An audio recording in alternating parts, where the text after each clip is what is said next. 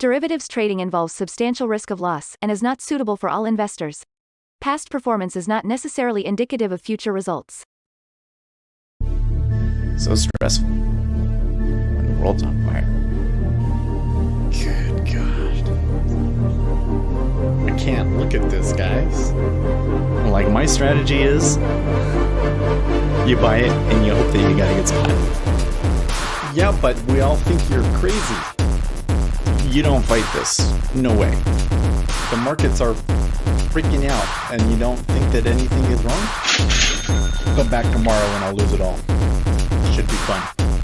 Good morning, everybody. It is Monday. And to be honest, today's probably going to be because we have CPI on Wednesday, right? That's the big. So I think that the markets might be a little bit lackluster until we get that CPI on Wednesday, because that's just kind of like a big cloud, for the market, especially after the way that the jobs report went down. So let's come over here to the charts and look at what happened. So, well, let's start with the S&P 500. The jobs report. Eventually the market did like it, but there was like this big sell-off going into the close or after the close. So we haven't been too strong over the weekend. Now, there is kind of some signs of maybe some contagion out there. They might want to try and sell again. But some of the longer term seasonal tendencies with volume kind of suggest that we could see some money come into equities, although the problem is it's coming into European equities and not US equities. So we come over here to the Treasury, though, the Treasury, and you know what, we should put a little marker on here, huh? Event. So we get one of these non-farms. So non-farms really, really killed the 10-year yield. And I mean, really killed the 10-year yield. And you can see some flattening kind of across the board. Well, not so much in the 30-year, I guess. I'm wrong. I thought it was across the board. What about in the 5-year? Yeah, okay. But the 2s and 10s flattened considerably. So something that we're seeing a lot of here is that, and this is why I was interested in trading the 5-year. So for those of you that missed it on Friday, we decided to trade the 5-year and got caught in a position because nobody was putting liquidity up. But it was okay. We didn't lose any money in the end. But it makes the 5-year kind of an interesting place to trade because the 2-year is like really moving and flattening, but like the rest of the curve isn't. So coming back over here, the charts. Oil down a little bit. So like I said, there's kind of maybe some hints of contagion out there in the market. Natural gas having another little drop over the weekend. That's good. Gold and silver just start, but look at that trajectory there on gold. That is a pretty smooth trajectory. Like, you get these big dips, but then they just bring it back. Somebody is buying gold. Will it break out higher in the end? I don't know, but somebody is buying it here. And you got copper kind of stuck in range. Then when we come over to the currencies, Bitcoin took a little jump up there on the Friday. Somebody really decided to pump it. I'm a little concerned about, there should be a test of this. We'll see how well they do. Because this just kind of looks like a pump. And again, like, yields are increasing. So I'm not like super enthusiastic about cryptocurrencies here. And then here you can see the dollar really taking it on the nose here off of the jobs report. I kind of thought that if the jobs report was bad that we would see the dollar move up, but nope. But dollar probably the most heavily affected, right? So that's kind of where we're at today. And then let's come over here. Let's just make sure that I've got like a little summary of the week to come. So here on Monday, we don't really have a whole lot, nor do we on Tuesday. But then on Thursday, sorry, I said Wednesday, but on Thursday, we've got CPI. Also 10-year bond auction on Wednesday and some Fed speakers. And then we get consumer sentiment on Friday. So it's a relatively light week. Does it better the week after? Yeah, okay, it's a little bit better. Get PPI, core retail sales. It's a little bit better. Man, this month the news was really front loaded, wasn't it? All right, so that's kind of what we're looking at right now. Overall, though, I think you should see some money come into the market today. So we're going to really want to pay attention to where it's going. Well, really overall this week, but we'll see where they start with today. And I kind of have to wonder, can the treasuries really hold these levels? You know, because the jobs numbers are kind of suspect. Yeah, 42,000 in Bitcoin. It's a pretty good, if you come back here to Bitcoin and you look at it on a daily chart, it's like, well, that's pretty good. That's a 50% bounce. It's a bounce off of 50%. Somebody did buy it, right? It's just like, can that hold? Are there more sellers out there? I don't know. Like we're kind of in a situation where it could probably go either way. In fact, this move up probably liquidations, right? So if all of a sudden everybody goes everybody goes long, don't be surprised if the exchanges decide to flip it back down again, right? But I don't know. I can't really predict it day by day. I just know that the macro environment isn't particularly favorable to it.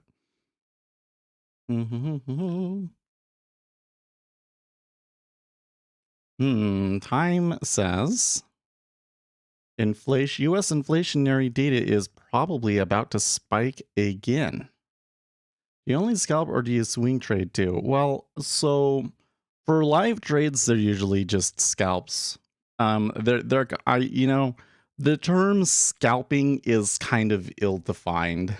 You know what I mean? I try and let them run as long as I can. And in the treasury, an ideal trade is one where I just get into it at the beginning of the day and just let it ride all day. So, in fact, oh, look at that. No, too late for that one. I was about to say, let's go short at 25, but wow, the 10-year just jumped up there, man. I'll put a limit order. I try and let them ride as long as I can. This trade up here in the 10-year is kind of a swing trade of sorts. This is Seth's simulated CTA fund, long short 10-year bond CTA fund. Which way are we riding on ES? So right. So how do I put this? Okay, this morning, because we don't have news, I'm not too sure how strong of an edge that we have, but the seasonalities that I've been looking at suggest that it's a buy day on ES. But I wouldn't be making a bet on that. My bias is long ES. My bias is long ES. And long treasury, frankly. I think that the treasury could recover a little bit here. And we are getting a little bit of interesting flow on the long side here. So but again, it's kind of a little, oh, that was lucky. Oh no, that was not lucky. I was about to say, did I get filled, but I'm still in the money? But no, they ran right through me. They ran right through me. But I'm glad that I didn't try and chase it, because they did snap back there quite hard, didn't they? But the move up was a little sketchy. Like, what's causing that? I don't know. Okay, well, so first thing, I don't have my news clock on. Let's make sure we got that. Oh, yes. And we were reading this thing. Uh, uh, uh, uh.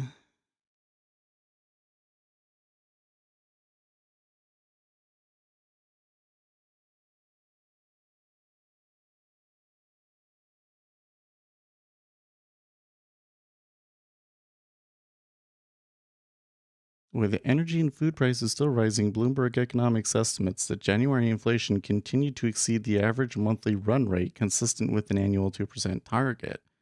We expect inflation to peak in February. Slightly more reassuring is that elevated inflation has not seemed to cause long term inflation expectations to unanchor yet. Elsewhere, Russia's central bank may increase rates by 100 basis points. Well, this Time magazine is saying, oh, what inflation is probably about to spike again. I don't see any kind of new information in here or anything. I think that the significance of this report is just that Time magazine reaches a lot of people, right? So that is interesting.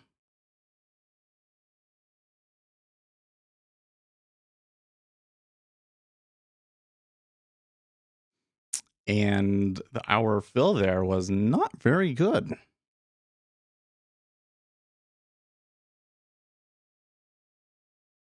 So I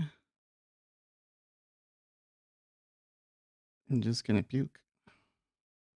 I'm just gonna puke that.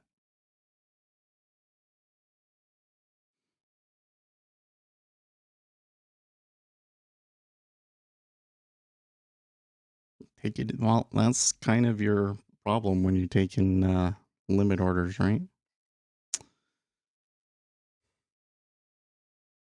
Hmm.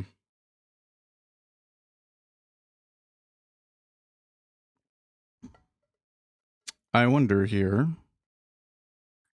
how much was that?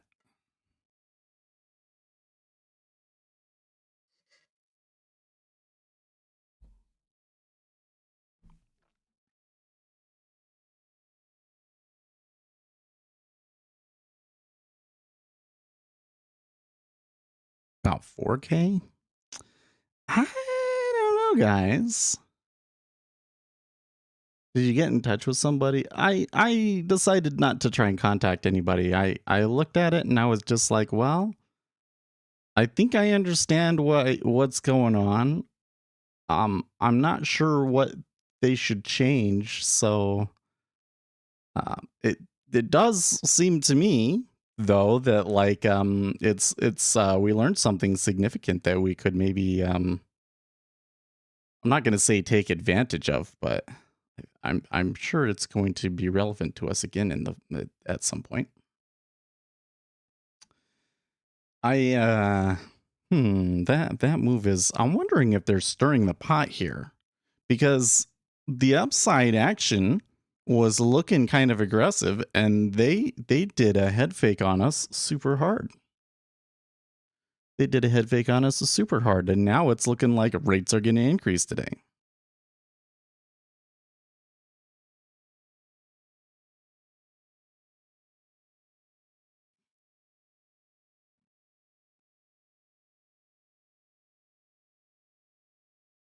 Hmm.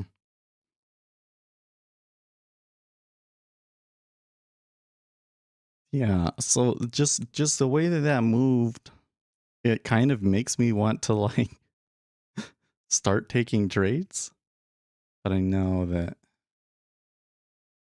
that's probably not too smart. I don't know if I really have a good edge here to justify doing anything. Hmm.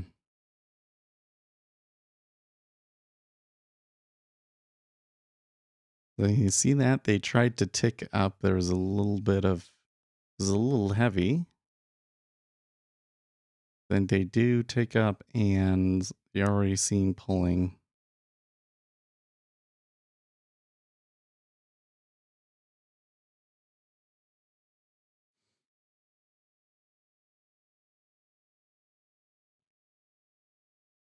Wow, who's Peng Shui? Remind me. Peng Shui's Olympic forced confession. Communist minders are caught lurking in the background of Chinese tennis star's new interview in which she claimed rape accusation was an enormous misunderstanding. Wow. And you can see the people recording it in the mirror. Are you kidding me? Are you kidding me? That is crazy. Jeez. Poor girl, you get raped and it's embarrassing to the regime.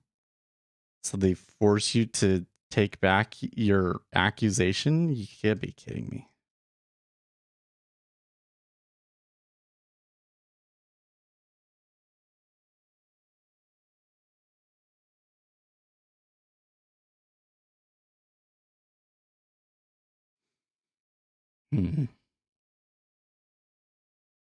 Yeah, isn't she the same tennis player who vanished for like 2 weeks and everyone from the CCP was denying involvement? Yeah. Yep. That's messed up, man.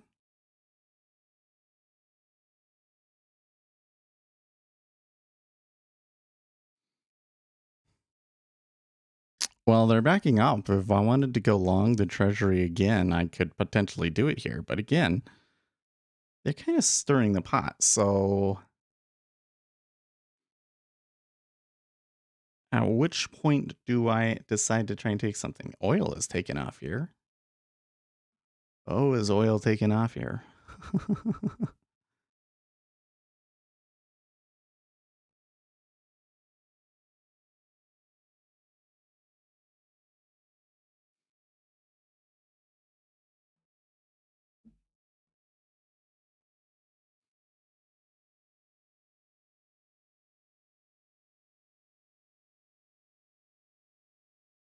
It's just so, I don't know, man.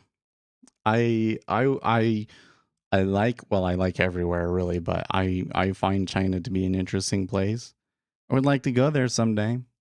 And I would like to trade Chinese bonds someday, or maybe get involved in the markets in some degree over there. But with things like that going on, that's just that's absolutely terrifying, man. Oh my gosh,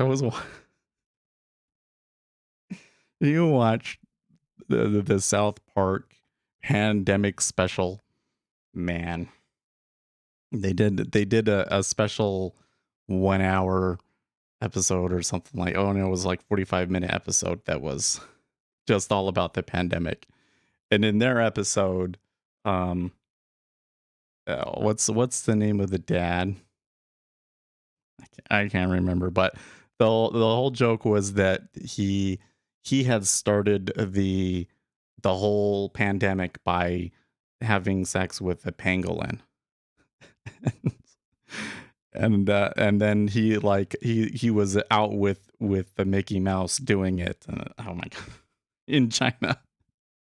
The whole thing. I don't know why it reminded me of that, but that whole thing was just crazy. Funny, very, very wrong and disgusting, abhorrent content, but so very, very funny.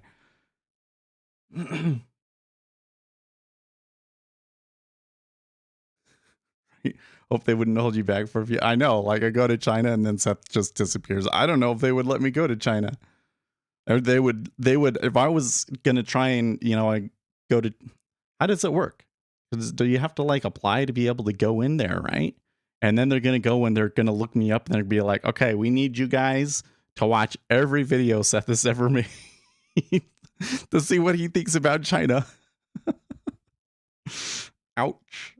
Yeah. Or maybe, hey, no, but you know what? They could have a machine learning algorithm watch all of the videos, listen to what I say, and go to any mention of China.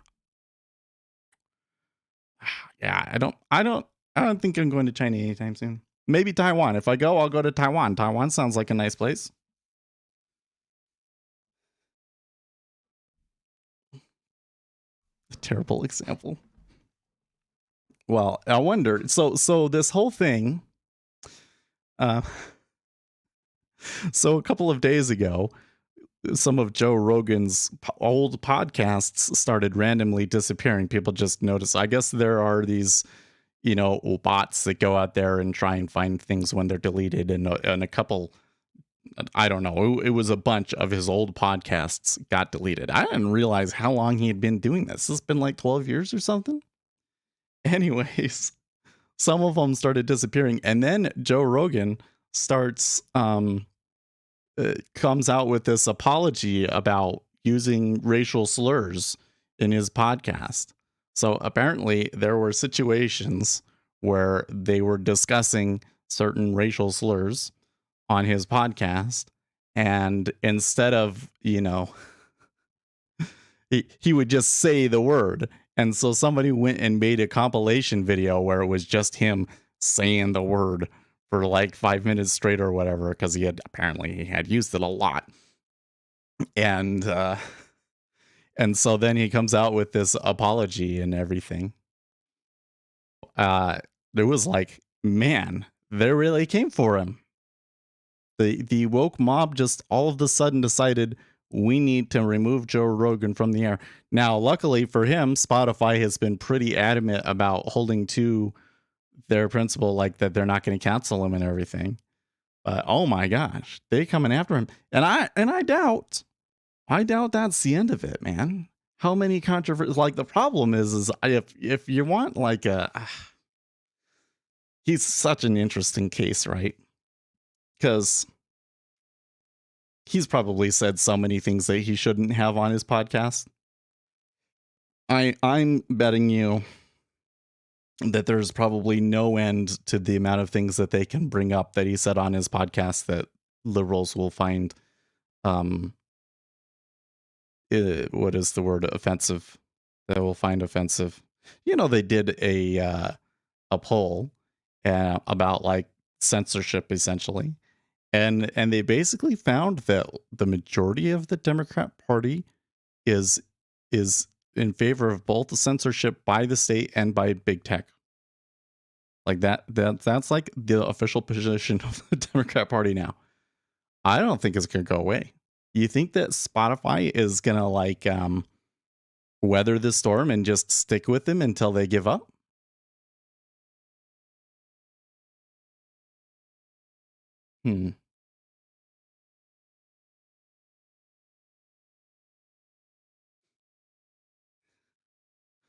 Oh, that's funny. Somebody 4X Live is retweeting Alberto Garo, who I don't know who that is, but he says he's quoting. I must just not be on today. He's quoting the ECB. Now, you asked me a question about the spreads. I would like to just observe that we are not seeing any such development. While yields have moved up, spreads have not widened in any significant manner. And they're showing this chart, and it was like they have been flat until she came along, and ever since then the spreads have widened significantly. And 4X Live is saying new rule for LaGuard: don't mention spreads.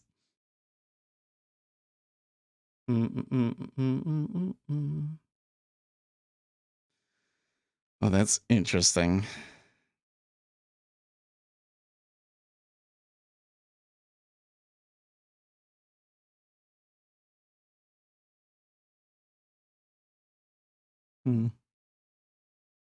Oh, apparently Futures Trader 71 is swinging Bitcoin.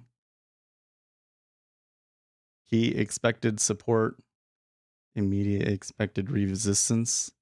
You gotta be kidding me. He's like just trading like straight up TA. Oh, okay. Sorry, guys. You know what? Nobody's perfect. Nobody's perfect. Anytime they just start putting somebody on a pedestal, you're like, oh, this guy is, they know everything. They're perfect at the trading thing.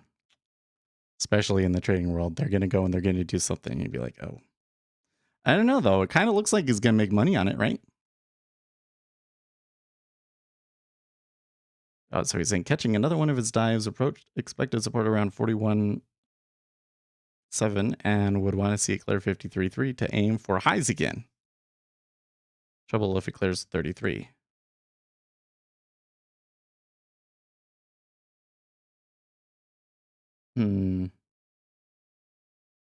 It sounds like he is long Bitcoin. It sounds like he's long Bitcoin, guys. I don't know.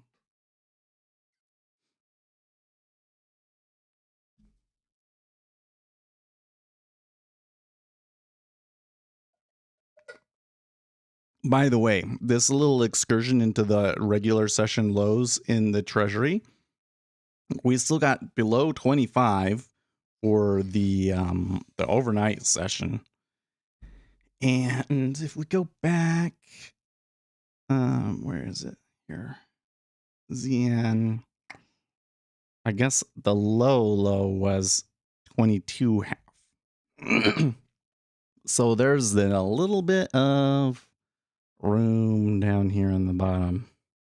Hope he ain't the next coin pal. I don't know, man. I have to say, as soon as people start like really making getting popular from the cryptocurrency stuff, it kind of absorbs you. That's why I stopped, right? We had started the live streaming, and that really boosted the channel, and I immediately said, no, I don't like this audience. I don't like this audience. I want to remain focused on treasure. So I just straight up stopped making videos about Bitcoin.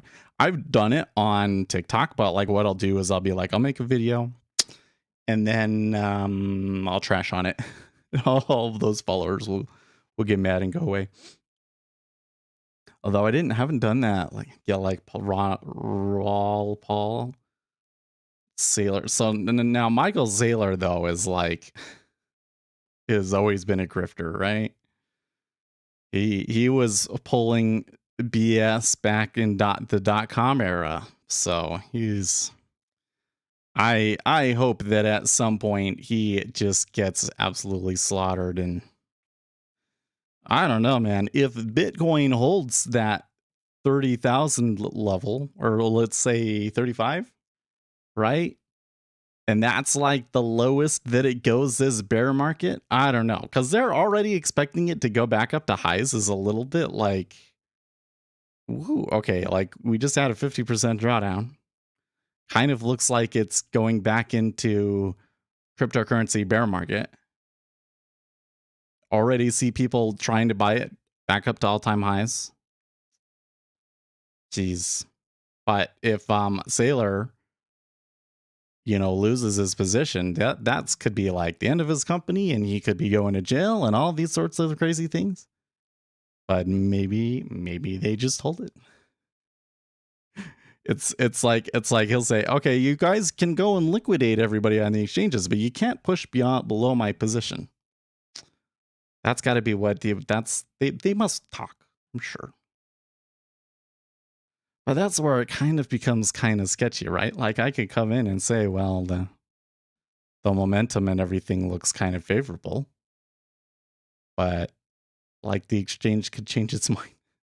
The people that are pushing this thing around could change their mind at any moment. It's not really a fair market.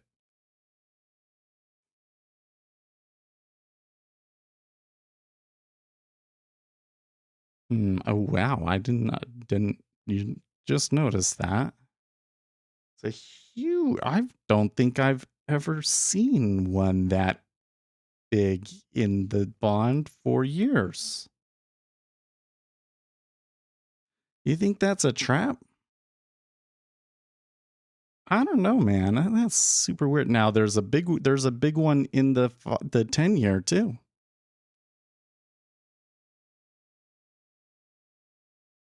And they're both equally far away from where we are right now.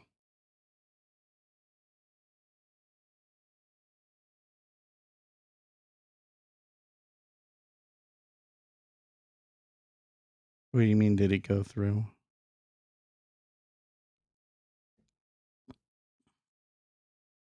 Can I see when it? No, I can't. How long has that been there for?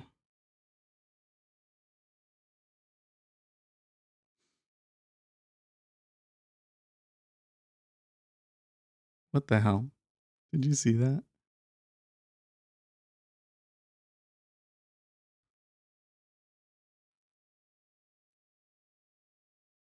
Sure, rug pull. Well, there's some liquidity right there at 25.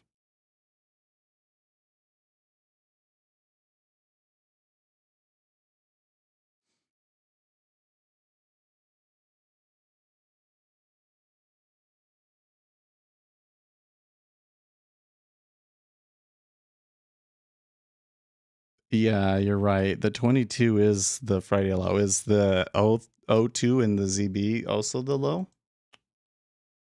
It is. Okay.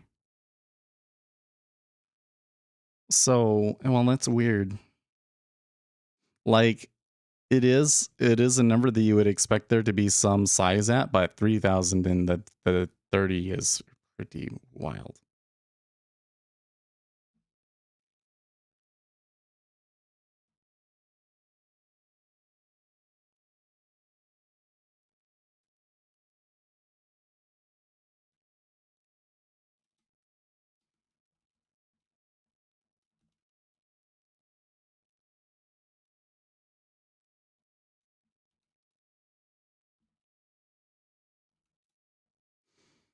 That's really interesting. Now there was some support there on that day, the other day though. Like, I don't know. I don't know, man. Oh, that's curious. I'm more interested in how it just totally head faked. Yeah, oil is pushing higher. We did catch that a little earlier. I don't know what to do about oil because like my oil future or my oil options expired and I was kind of waiting on a couple of things and those things are past. There's one thing is BP and BP goes on Tuesday, and there's still a little bit of weariness out there in the markets in general, you know. So I'm just sitting here like, do I just need to FOMO back into some options or something? I don't know what I want to do. ZB and ES move opposite directions, not always. Sometimes. Um So if we're concerned about the economy, then they're probably going to be moving, or rather, we're concerned about a slowdown and a Federal Reserve policy mistake. Then they're kind of going to move together. Like if treasuries fall, ES will fall because it doesn't like the higher rates, right? But if this is, oh, everything's fine, that jobs report proves that there's nothing to be worried about from a slowdown, and the Federal Reserve probably should be raising interest rates even harder because the economy can handle it and we need to fight inflation, then, they're probably going to move opposites. So it depends.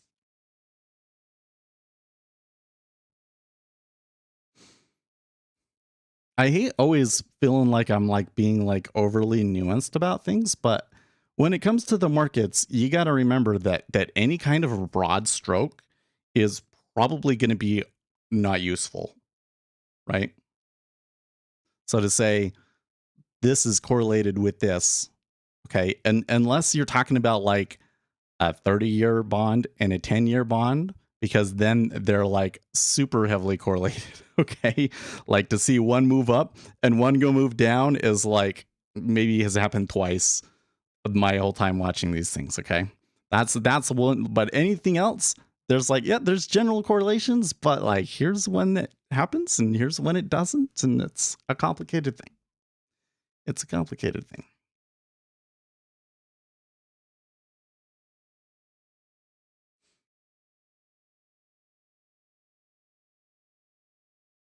Now that's interesting. Back in the office for the first time in 2 years this week, says FedSpeak. Who is that? Is that guy that posts this?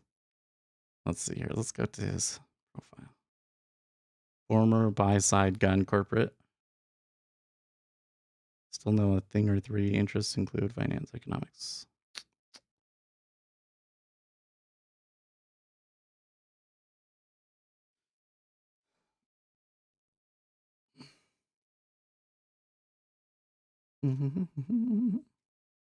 Well, he's not posting anything too interesting to me, though. Just like food and stuff.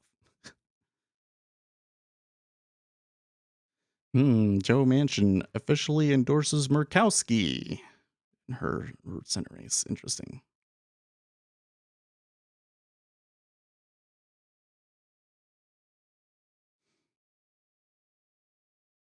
Ultra bond and treasury bond checkmate. There you go. No, you are clever. Yeah, but like the thing is that people. What I'm getting at is that people like you to paint in broad strokes. What they want you to come in and say is, well, it's going to do this. It's this way. They don't want this nuanced picture with a high degree of uncertainty. People don't like that, right? That's probably the most correct thing here in the Treasury, and the thing that will help you get better at futures trading. Even though, as much as I can help you, I gotta warn you that you're probably still going to lose money, right? But it it's not what people want to hear. Can you do a ZBZN arbitrage? You can try. You can certainly try. I've actually, so those one tickers, I kind of get those based off of that. When I get a one ticker, a lot of it is based on spreads and stuff. Like let's try one. Do you want to try one right now? Let's see here. ZN. We'll go over to this experimentation. I'm willing to take the fill here, because you see that the 30-year is ticked down, and okay,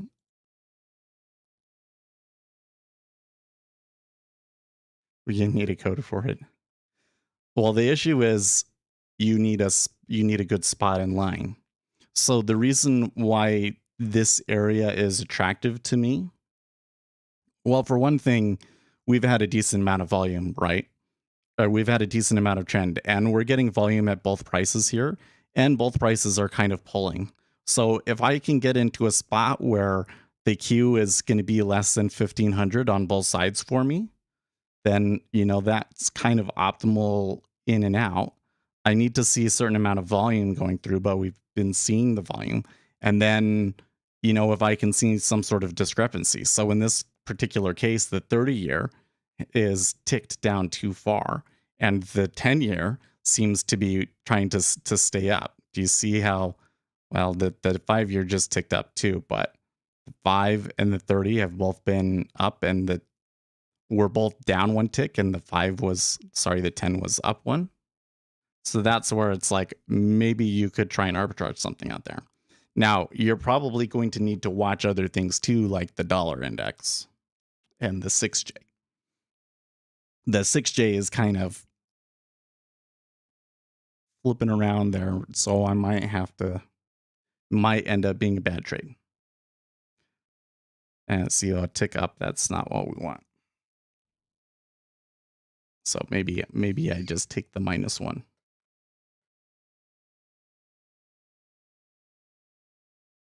I was probably a little too late. If we had taken that trade like a minute or two earlier, we would have gotten it, right? But that's kind of all of the points, right?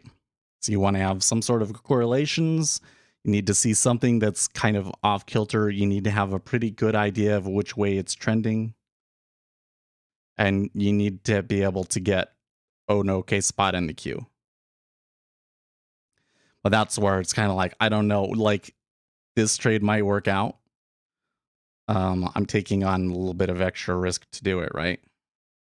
But probably not going to have a good long-term expectancy with it, simply because you're not going to be fast enough. There might be other instruments that are less efficient where you could get it, but the 10 years are pretty efficient, so it'd be pretty hard to do. Good morning, Gus. How are you? And been a day or two.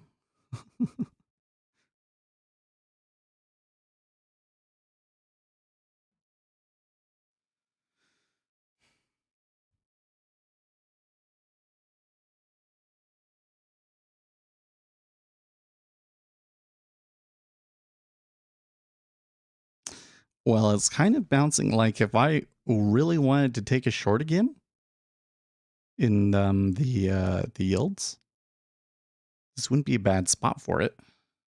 But pretty you notice that the 30-year is still down a tick, right?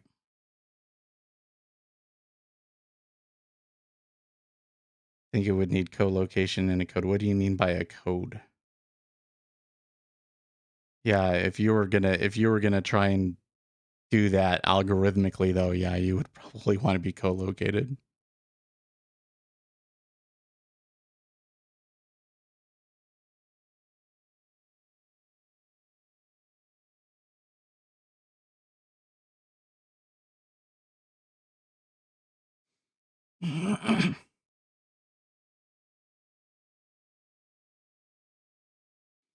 It's still I guess the whole point of that was that even though it's crazy hard for you, a retail trader, to do a ZB ZN arbitrage, it's still a piece of information that can be useful to you, right? Because you can read the volume and you can kind of see why it might be doing a certain thing, right? It's also why you kind of need to see the spreads, because if you don't know which way the spread is going, then you're going to see volume going the wrong way and you can just going to be confused.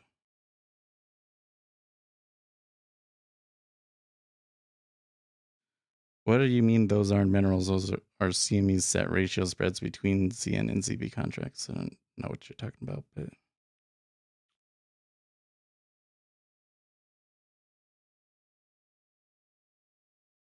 maybe you meant to say something else instead of minerals?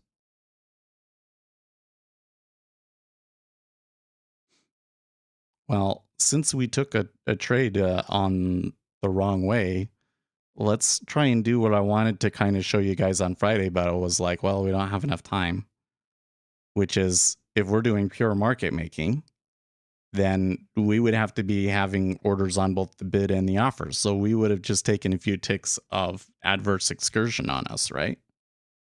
Well, they've backed off a little bit at 27. So how about we add one there?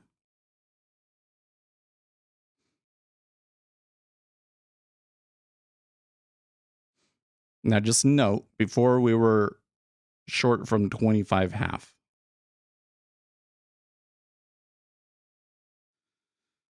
You meant knob and NBY spread scheme. Okay. Just reset your DOMs and notice how it's turned. And I like to have it like the curve pointing up is steepening and the curve pointing down is flattening. So what are we getting here? We're getting a little bit of flattening between the 30 and 5. Or sorry, a little bit of steepening between the 30 and 5.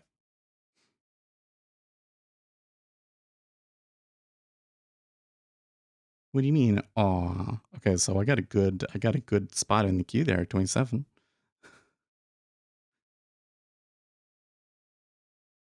Yeah. Still got filled the wrong way. Okay, so now what just happened? Our average position moved up considerably, didn't it? Right? So I could take one there. Right?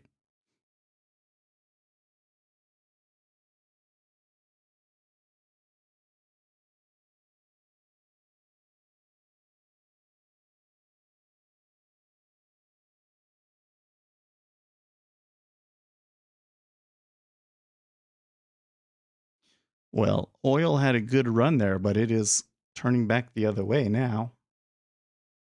So oil is pretty pretty active here for a Monday morning. Do you know what the best way to go about purchasing historical depth change and time and sells? So I don't think that anybody sells historical market depth data. That's why, though, my own indicators will save it on your machine for you. It saves it in your I think it's your cache folder. I forget what the name of the folder is, but it keeps historical depth data so that if you refresh the chart, you'll still see it. And I never got into it, but I had also made some changes that I thought would make it so that you could backtest with them, but I don't know. I haven't touched that stuff in a long time. Because the whole thing was that the conclusion that I came to was that unless you had stored like 5 years of historical market depth data, it was no good unless you had like that amount of data, and like it just didn't seem practical to me to store it for that long. So that might change. I might build a new machine here. If I get so I want to have a machine that my wife can use.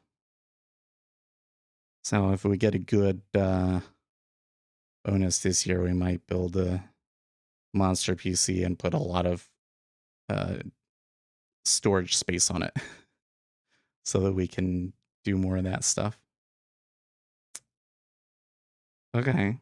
So the fill that I got, what was the fill that I got at 26.5 or was it 27? That's one of the things that's kind of... No, it was at 27. Okay, that's good. So we got filled at 27. It hasn't gone through us, and now the bid is kind of lighter. So if I had a bid out there at 26.5, but I'm not going to have the bid there at 26.5 because that would still be losing money. That's why I have it at 26. So what's going to happen? What's the point of all of that? What if it kept moving up? Okay, so maybe it kept moving up and I took another contract at 29, right? Because there's this strong trend against me, the amount that I need it to move back in order to actually make money is a little bit higher. So I could be bidding 26.5, right? But I'm not, because then I'll make money.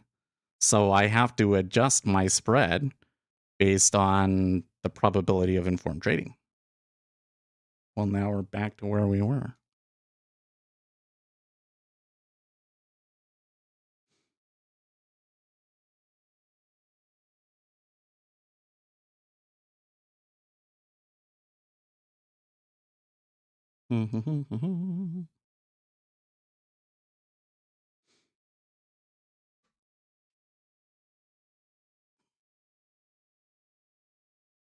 Now I could also start taking more contracts at 27, but there's some trend coming in here, so I don't think that I want to do that, right? When I took my original trade, down here, it was at 3.5. That's curious to me.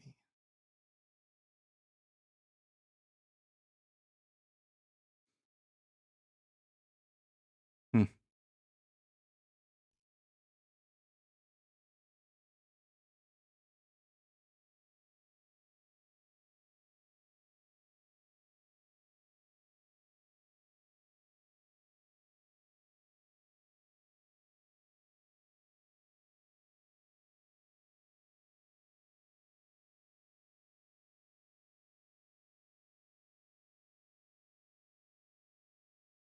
See me data mine. I mean, the thing is anywhere that's going to have that kind of a data is going to be expensive. You know what I mean?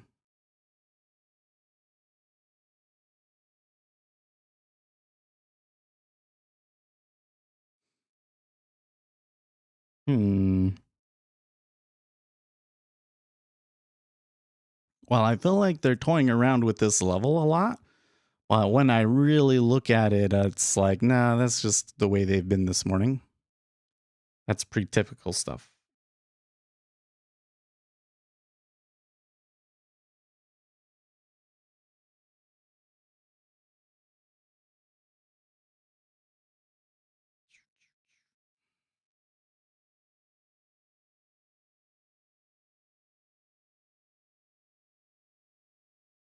At 27 and a half, it kind of pulled a few times, but then it didn't really.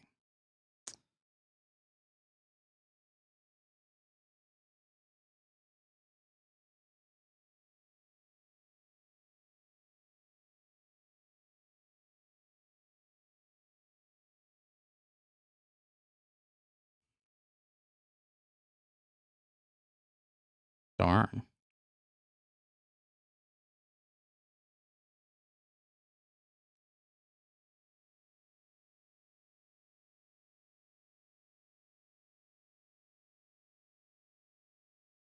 Nope.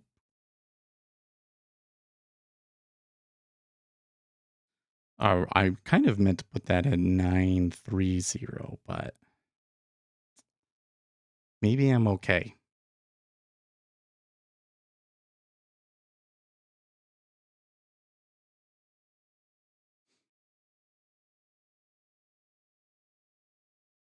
What's this? U.S. intel indicates Russian officers had doubts about full-scale Ukraine invasion.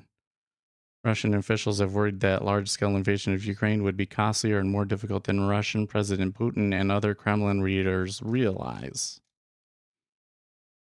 So did you see this headline out again this morning that was basically like Putin could do it as early as today?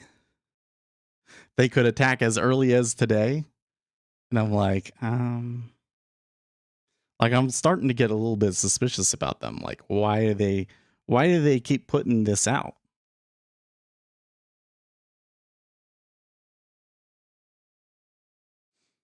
I don't think that they would attack until after the Olympics, first of all. I don't know. I'm starting to wonder why the administration feels so compelled to constantly be saying, "Oh, we think they're going to attack." Time to reset again.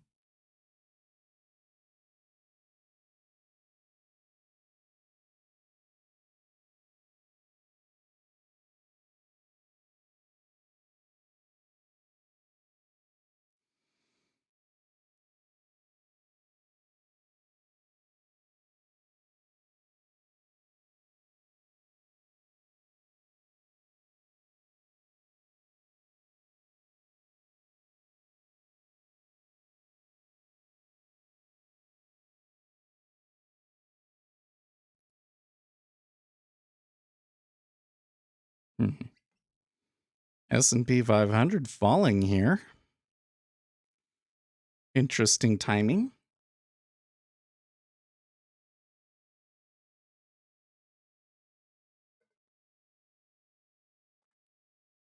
First Squawk tweets U.S. Commerce Department adds 33 Chinese parties to unverified list for exports.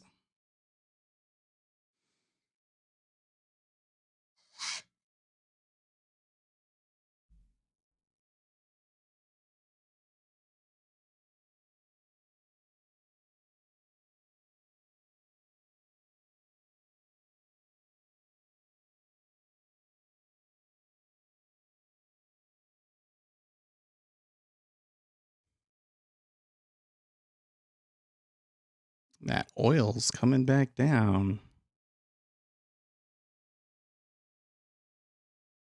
What do you think that's about? That's really weird to me. Like, it's a pretty good move up in oil, and it's just turned on its head pretty quickly. S&P 500 showing a little bit of weakness now, and the Treasury showing a tiny bit of strength.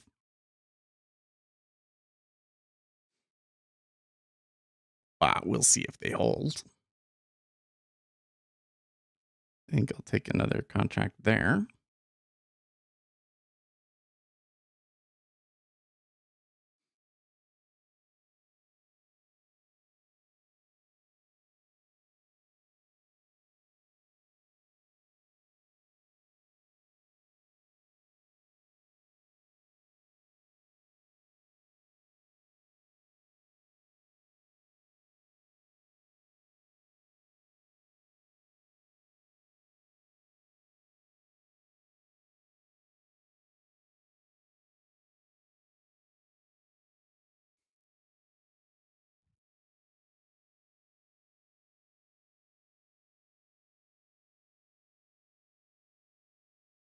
A little bit of a pullback in the ES.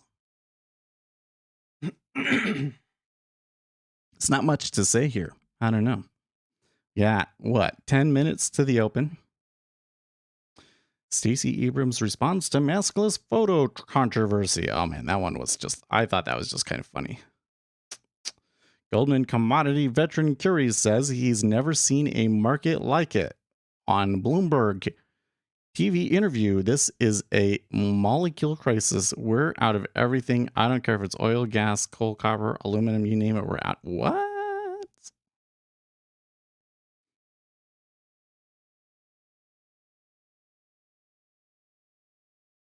Oh. Oh, we're out of it, meaning all of these commodities are facing shortages. Future curves in several markets are trading in super backwardation, a structure that indicates traders are paying bumper premiums for immediate supply. This is the same problem that I'm having here in oil, where I'm like, I don't know if I can buy it right now. Bloomberg Commodity Spot Index, which tracks 23 energy, metals, and crop futures, has touched a record this year that has been driven in part by surging oil prices, which have hit their highest level since 2014.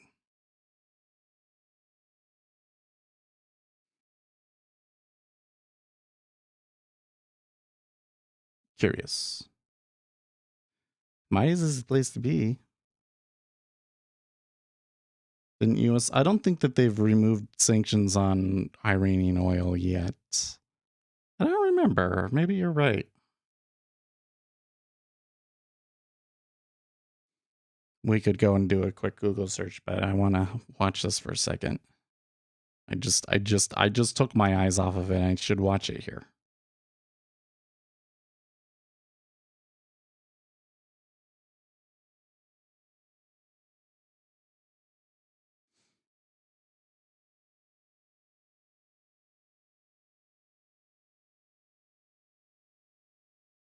Uptick. Didn't really respond to that one though. It looks like steepening still.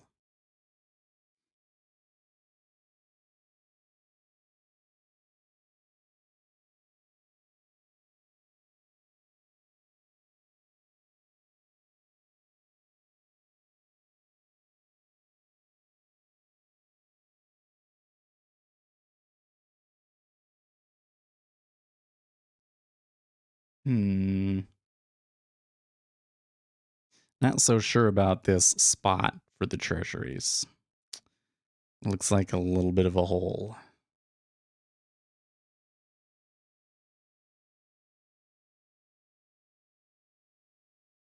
Probably have to wait until after the open for them to move.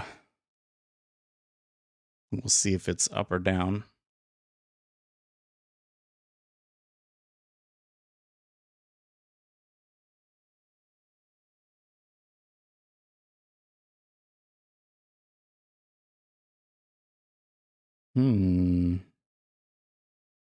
That was a little forceful, that downtick at 28.5.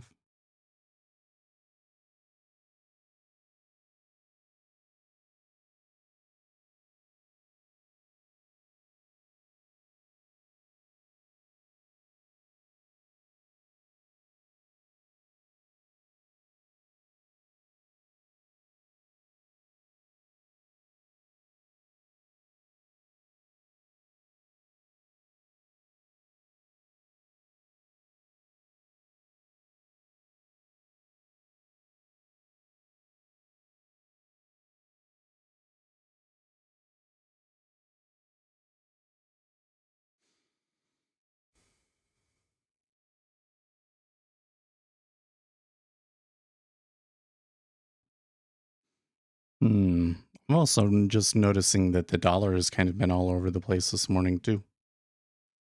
I have it like right here in front of my face, but I didn't even kind of think about it.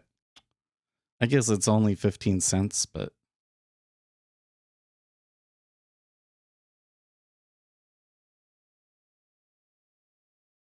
okay, so there's another downtick. So here's where if I felt really confident about the downside, I could put an order out there just in case it never fills, you know?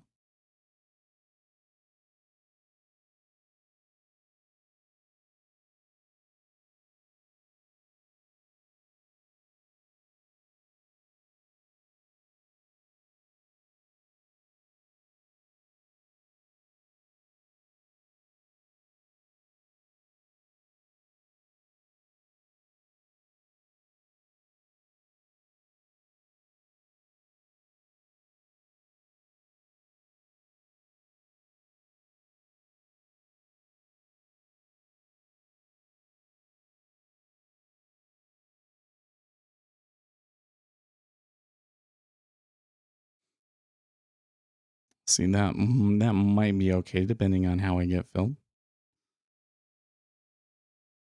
Like, the best scenario is you get filled, but then it doesn't tick up through you, right?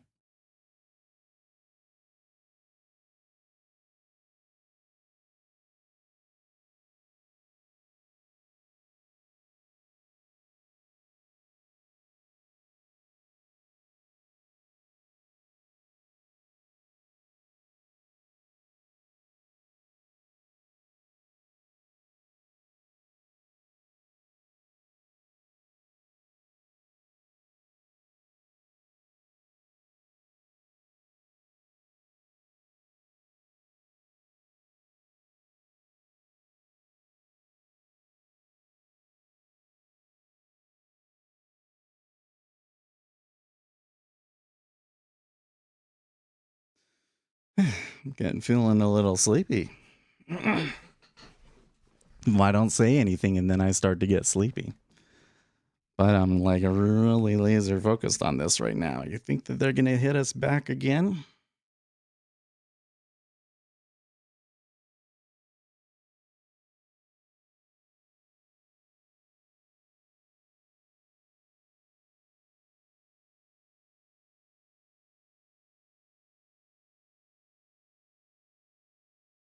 Sure seems like the micro treasuries hate me lately.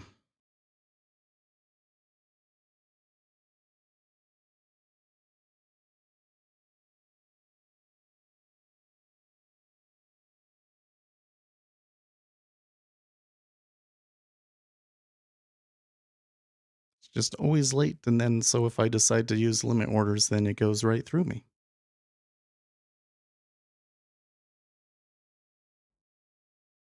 Y'all need to hit the like. Well, thank you very much. Hitting the like button during the stream does help more people see the stream, but I don't worry about it too much anymore.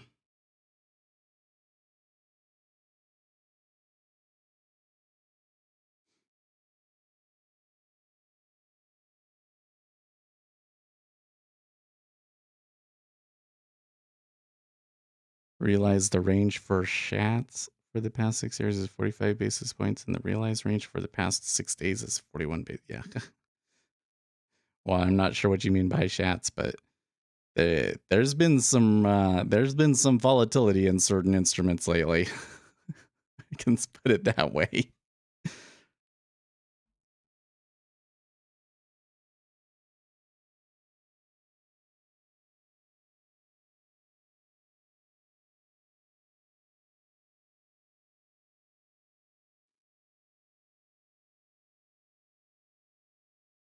You didn't find me until now. You must have been. Nah, probably not.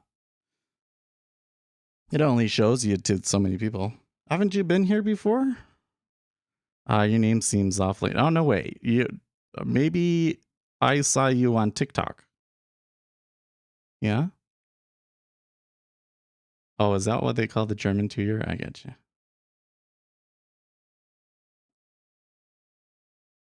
Do I ever trade ES or NQ? Yeah, it's not really my thing, but I have on occasion done it.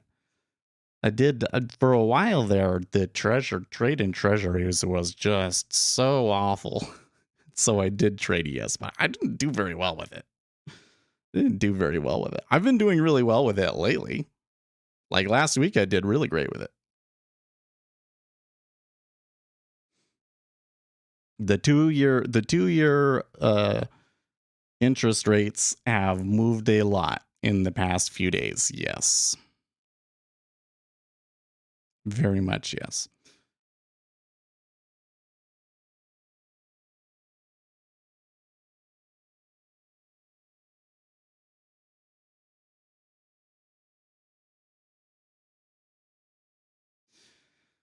The Economist says many in Moscow are dismissing talk of an invasion.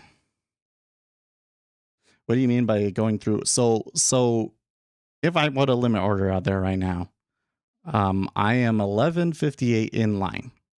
The most optimal thing for me that would happen is for them to fill my order at 28 and then tick down, right? If I can get filled and nobody ever hits into 28.5. That's best case scenario for me, right? So you can't always assume that's the best case scenario is going to happen, right? So that time they ticked through me, and how much did they put bid as they did so? Well, 1,200, but then they ticked up. Okay. So that was not the scenario that we wanted to have happen, right? And that is what I mean by they ticked through me, is like I took the order at 28 and they even moved through the next price. So the issue that you have when you're putting limit orders out there is that if you get filled, that means that people are trading against you, right? That there's aggressive orders pushing against you, and because the market tends to move in the direction of the aggressive orders, you get something called adverse tick bias, or what do you call it? Anyways, when you're always taking the limit orders, you're going to have a tendency for the market to be going through you whenever you get a fill, right? But I didn't take this position in the 10-year here, which is with sim orders, because I thought I knew which direction it was going to go. In fact, I was kind of hoping that we could take some fills against us so that I could kind of show you, if we were doing like real market making, how do you sort that out, right?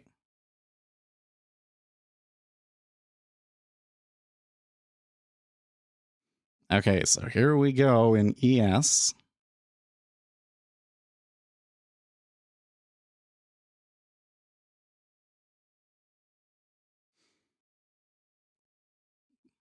But the one thing that you should probably be getting from it already is that for the market makers to make money, it kind of has to move back and forth a little bit. Like if it's a trend day, that's not good for the market maker, right? Market maker kind of needs those places where it comes back in on itself to reduce their inventory.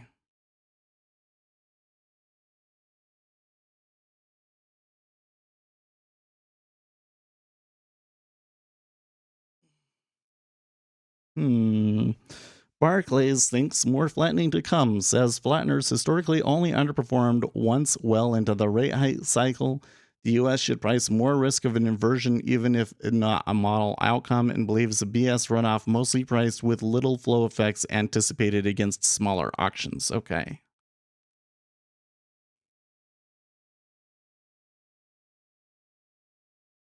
And they did tick back up there at 28.5, although we continue to see a slight steepening bias here between the 30 and the 5. But it was about the same that it was last time we were at this price. So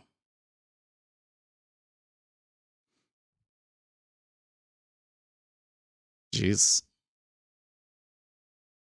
some interesting volume there in the S&P 500.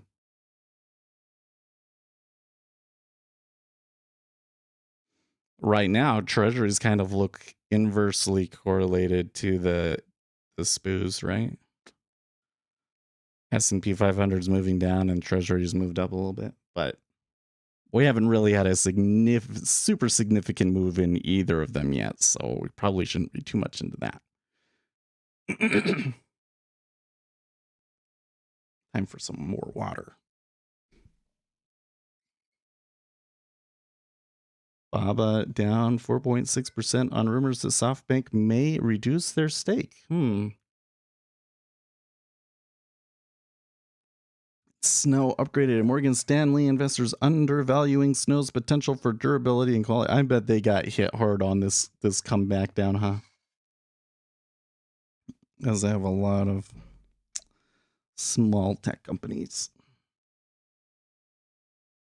probably unfairly punished in this market.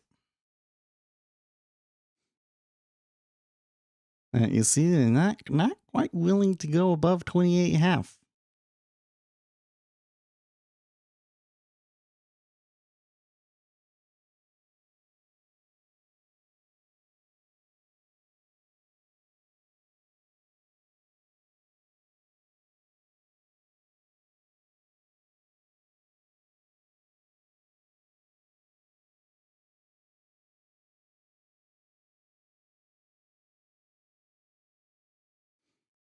Well, ES hitting into some lows now. They could, you know, wouldn't surprise us to see them come all the way down to like the overnight lows around 44.76. In fact, actually, based on some of the market making positioning and stuff, that might be really likely that they come down to 44.76.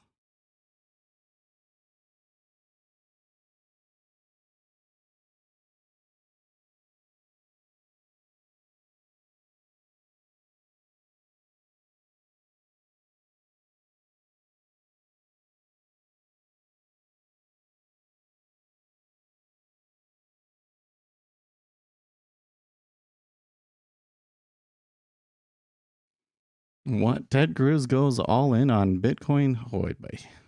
Oh boy. He bought Bitcoin last month. There's so many people trying to buy this dip, man. You know what? I think it's still too popular. Are you noticing that? I mean, there was a little bit of a hint of this last time around, but you're seeing it really strongly this time around. It's like people aren't giving up on it. They're like, oh, it came back. This is buy the dip.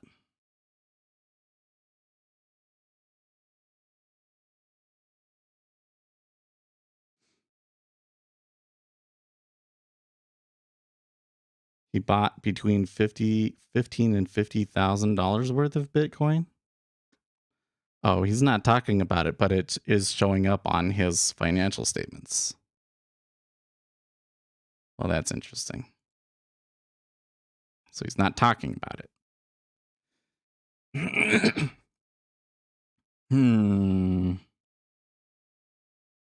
Okay, this is a quick 2 ticks back up there in the 10-year.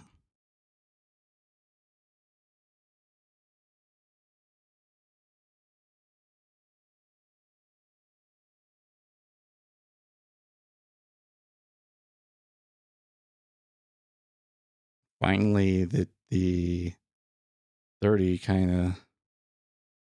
Well, so the 30 is still not showing signs that it's going to hit into 14, but it's certainly better at 13 than it's been.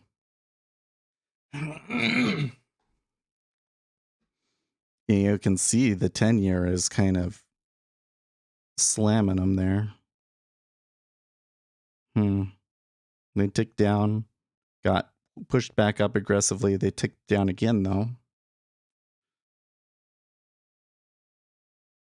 So it looks like liquidity is a little unreliable here.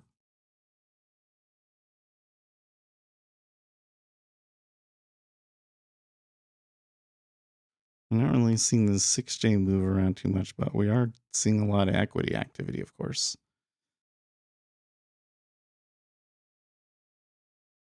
Down to 44.86 and then bouncing.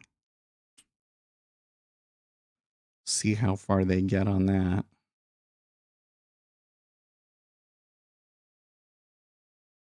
Hey Uzi, how are you going? I'm out saving my brother's car from evil flat. Oh, good. Have fun, Uzi. Good man. No, there's still the 30-year still pretty heavy.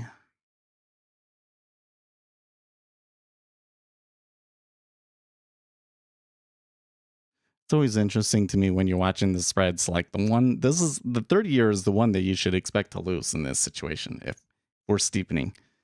But all too often, that's the one that holds them back and or even drags them lower. You know, sometimes when it's the other way around, it's the 5-year, but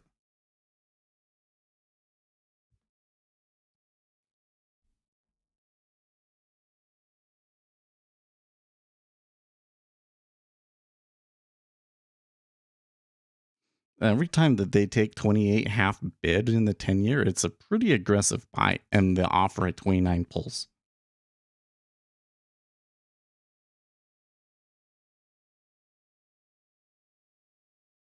So there's the 5. I guess part of the problem too is that the 5 will like take 15 half, but it won't. They're not going to the next one. Figure I'll watch you while I'm sitting in this parking lot waiting for the tow truck. Wow. It's crazy. You're watching a live stream in the car on your phone. We live in the future. I remember. So my dad, he used to work for NCR. He doesn't work for them anymore, but he used to work for NCR, and for a long time they were kind of owned by AT&T. So and they were always putting out their propaganda pieces about like you'll have a video phone calls and all of this streaming video sort of stuff. And I was always like, that's never gonna happen. Because in my world, when I was a kid, like a video over internet sucked. When I came home, I went on an LDS mission, a Mormon mission. When I came back, so that was like 2000 and what was it? Like 2003, 4, 5, something like that. And YouTube was like a brand new thing. Like people in chat were posting all these YouTube links, and it was just mind-blowing to me that somebody had made a video website where literally anybody could just go and upload a video, and that it actually worked well. Because before that, online video was such trash.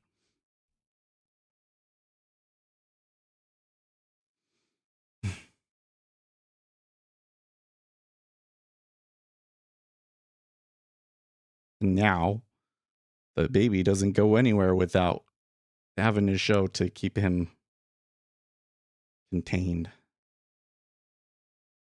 Wow, he started his new normal job in downtown in a low tower and stuff. And I'm the schmuck with the time, so I'm gonna make his first day. Oh man. Oh, I can't even believe first day and your car gets a flat?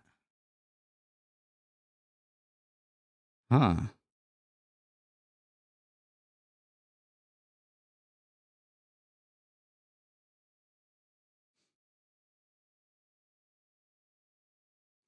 The 10 years seems determined to just kind of not do anything interesting today, huh?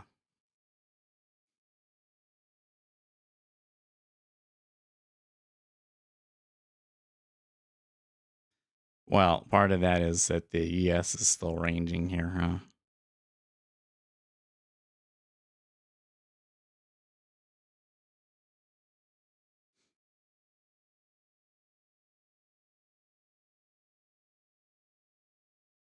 The bid on that uptick in the 10-year wasn't quite as good as we want, and we're still seeing like steepening, like the 30-year down 3 ticks now.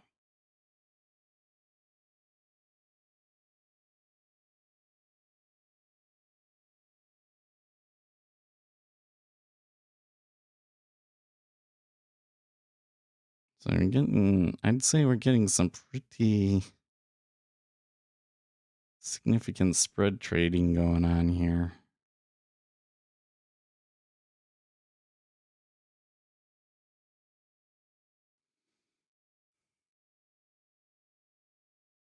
The price of sweet low profile. Oh, really? He tagged a pothole and it took out 2 of the tires. Wow. Well, I'm never going to get low profile tires. You can go over a pothole and it kills dude to the man. Jeez. No thanks. I think if I buy the next car, it'll be a Corolla. I'm thinking I'll buy a Corolla, and my stepson can have the Acura for as long as it lasts, at least.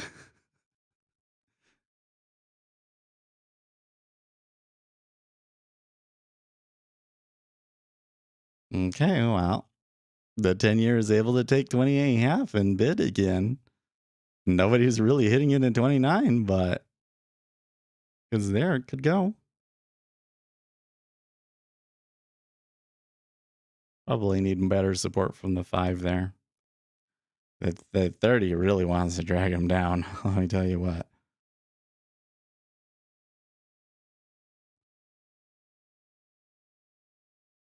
Sometimes the treasury just gets like this. It hasn't been like too bad as of late in the post-pandemic era, but it's starting to do it more and more.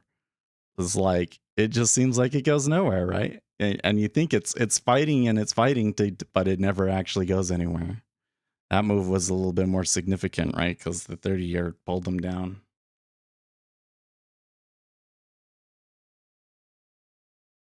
Although we'll see if the 30 pulls new lows or not.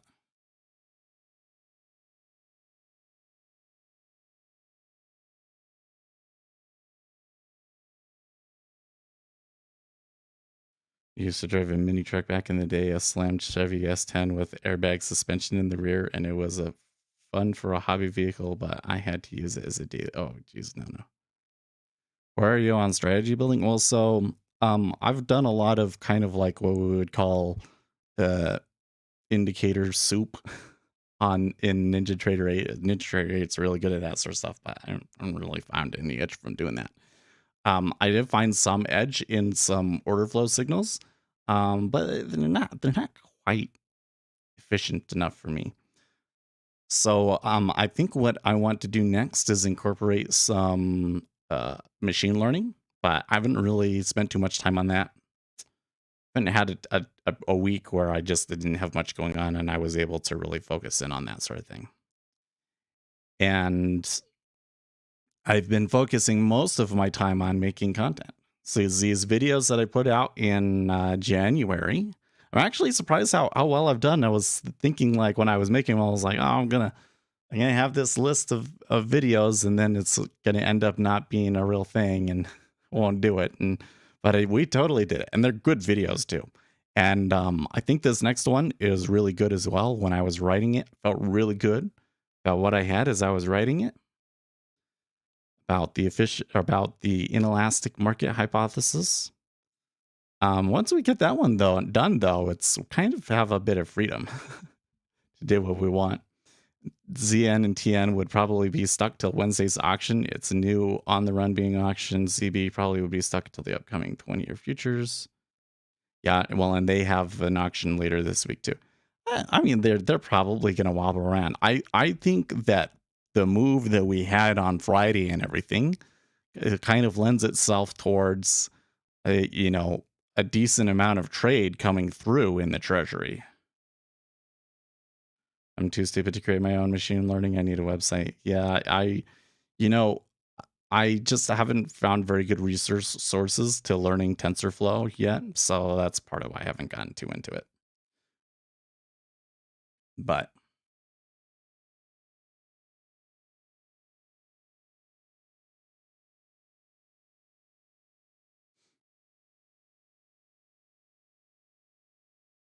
so these guys are all now down towards the low end of the range here.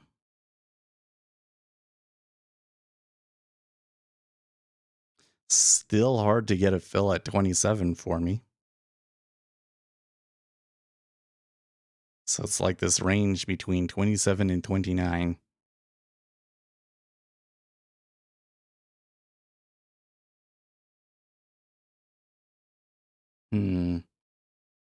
John Reed Stark says, I was chief of the SEC Office of Internet Enforcement for 11 years. Market manipulation of NFTs appears not only rampant and tolerated, but also encouraged. Fraud is not only rewarded, but also taught. And then he has a link to his LinkedIn. Well, the offer got filled, but the bid not. Ooh, hey, I got a response from somebody that I've been, I'm going to read that right now.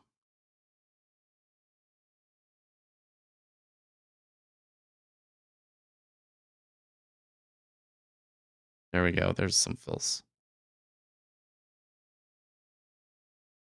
Okay. So, did I prove my point? We took a bunch of contracts. We kind of had avoided when it was trending. We kind of avoided it. And then we started taking some fills on the downside. And now, well, I still have more contracts than I would like. In fact, let's put another one right there.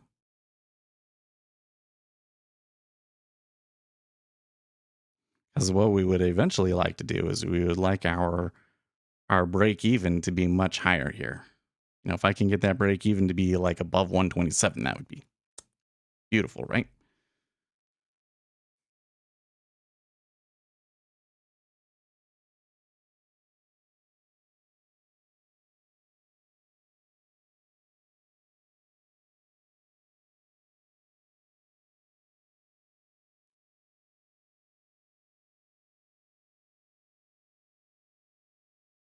Okay, so I want to read John Reed Stark here. Celebropreneurs. Oh, I love that word. Celebreneurs. Celebreneurs shamelessly touting NFTs should cease and desist right now, or at least opt to disclose to their fans that in the NFT marketplace, market manipulation appears not only rampant and tolerated, but also encouraged. NFT fraud appears not only accepted and rewarded, but also taught. And dangerously unregulated NFT marketplace creates extraordinary opportunities for theft, fraud, trickery, and market manipulation. Consider the recent alarming news about NFT marketplace Looks Rare. NFT analytics firm CryptoSlam reported that it had identified more than $8.3 billion worth of wash trading, the practice of simultaneously buying and selling an issuer's stock at the same price, from Looks Rare, making up the vast majority of trading volume on the marketplace to date.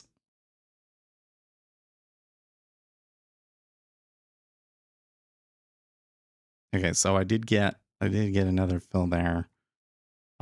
Interestingly enough, it looks like the treasuries might come back to 28.5, but the 30-year it got dragged so hard that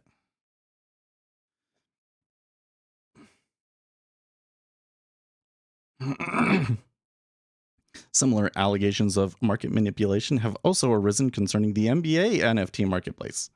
While insider trading and front running with shill bot bidding and other more elaborate forgery and rug pull scams have surfaced at NFT marketplace OpenSea. But the smoke and mirrors uncovered to date in the NFT marketplace is probably just the tip of the iceberg. Orchestrating an NFT market manipulation scheme is easy to execute, especially given that there's no government surveillance, no mandated compliance requirements, and no designated U.S. agency to police misconduct.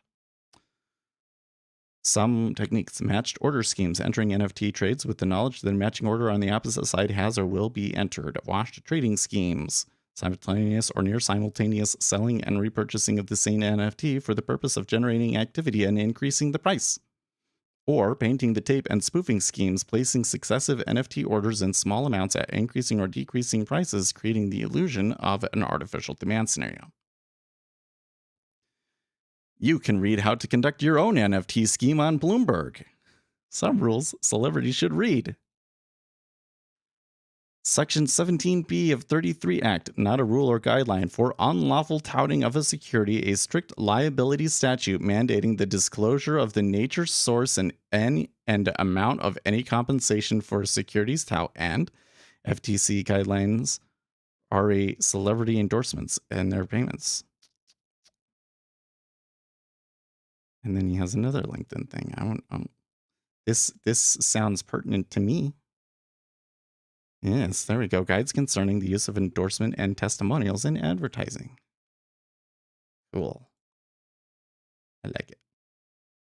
Glad I clicked that link.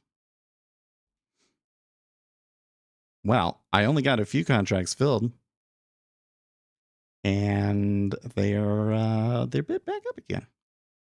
I don't know. Do you think that they'll move back up? Well, the 30 year is going to have to come along for the ride, but let's reduce our inventory a little bit if we can.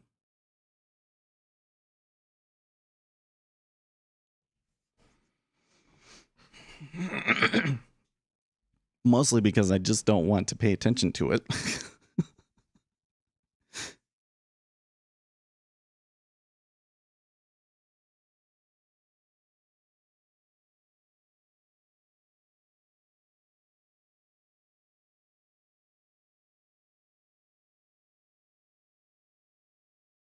Okay. So now we'll pull these guys.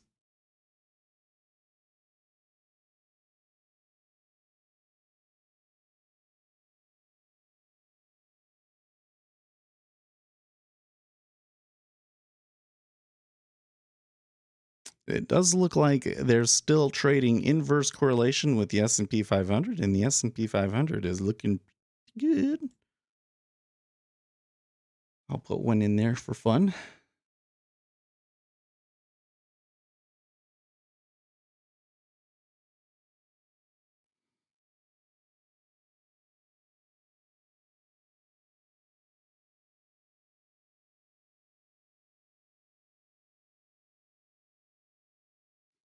I don't know, guys. The treasury looks pretty finicky, but man, I'm just over here in the micros, my trades in the micros. Well, given the way that the activity has been so far, I really need to see some sort of a change in order to justify another trade in the 10-year, because as of yet, it hasn't really been doing much of anything.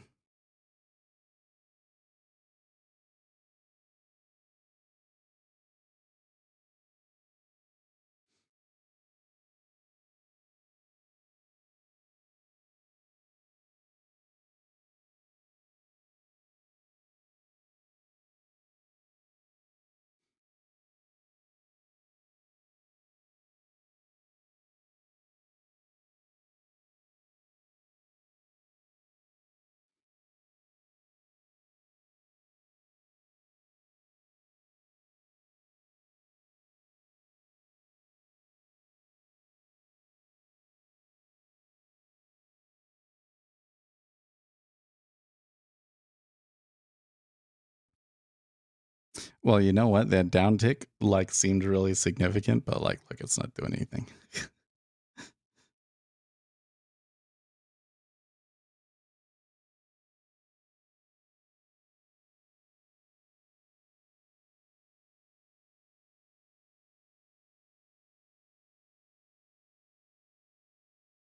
Right now, I don't know if this is like more trend and the interest rates are going to rise further. This could just be we're pinned here. They're making a move just far enough out that it will scare all of the weak orders out for liquidity's sake, and then they come back.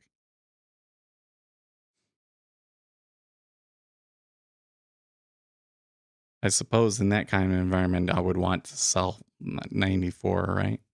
1.94. But if we're wrong and it really trends, or you think 1.95 is likely?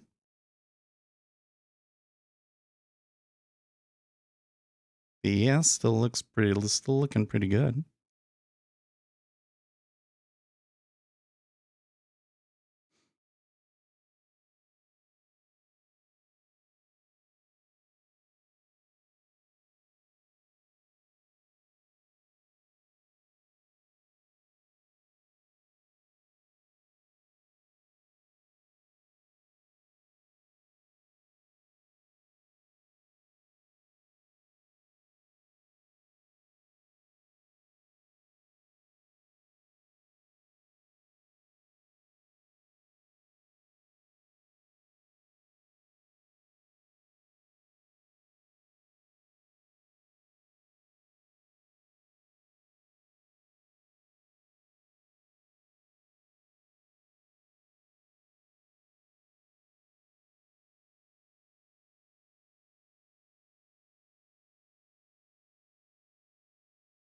Hmm. Yahoo on Yahoo Finance, these guys are saying, okay, but what if Taylor Swift takes her music off of Spotify? Then do you think that they'll give in?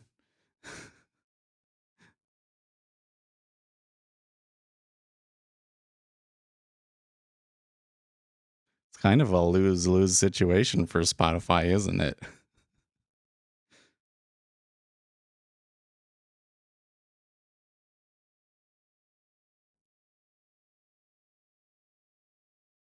Well, looks like Bitcoin is having another pump here.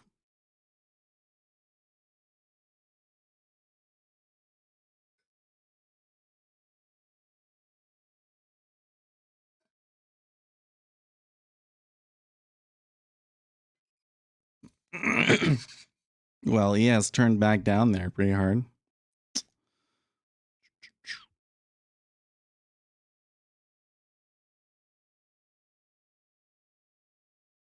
I have 3 there, right? Yep. Okay.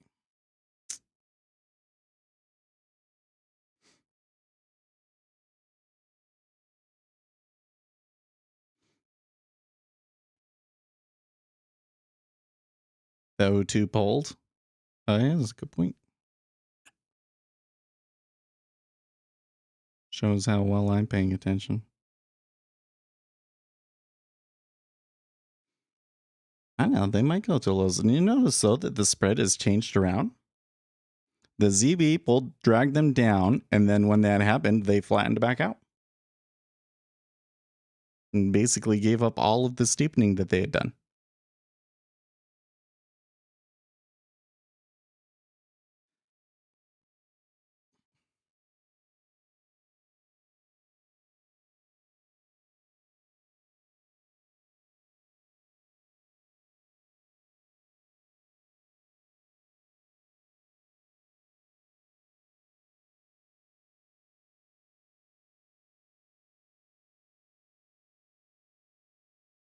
Okay, looks like we might get the fill that we were originally looking to get. Probably could have pulled some of my fills a little bit lower.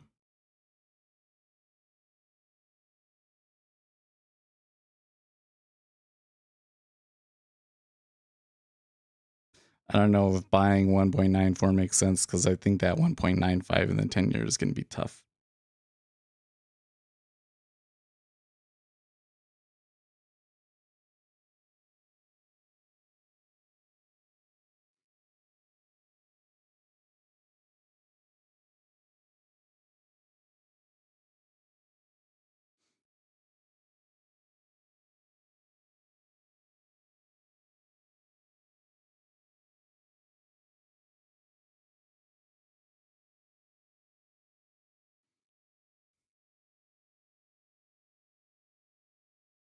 Binance CEO Zhao warns crypto investors of another quote unquote massive scam. Oh boy.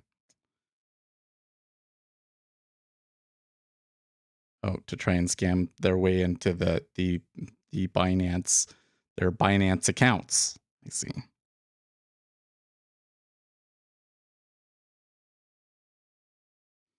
And let's reset. So here's where we were at that spot where I was like, oh, should be able to get a fill here. Okay, I did get a fill, but you can see it's still bid.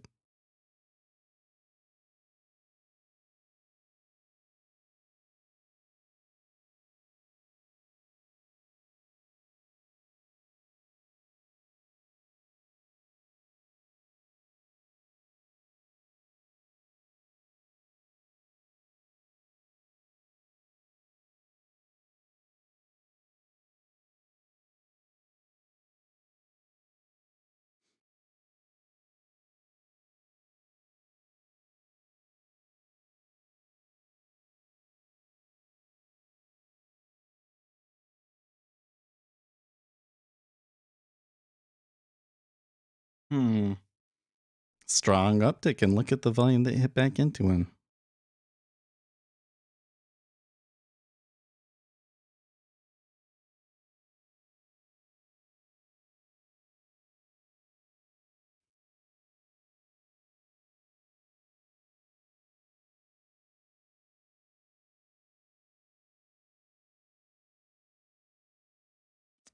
Well, while the S&P 500 is going okay, it's awfully choppy right now. It seems like we are stuck in a situation where markets don't really want to do a whole lot because we got these big CPI numbers and everything coming later.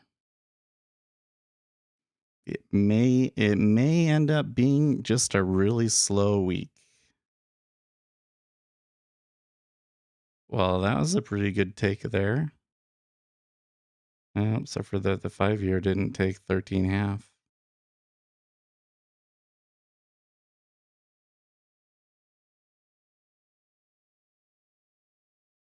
Are they reacting to the S&P 500 kind of turning back down?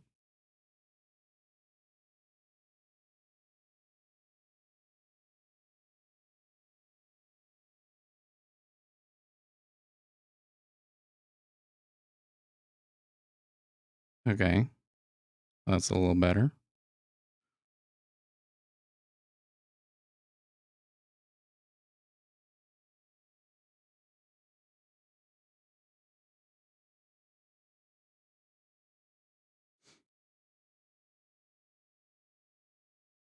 Hmm. 30 and 5 ticked down, 10-year didn't.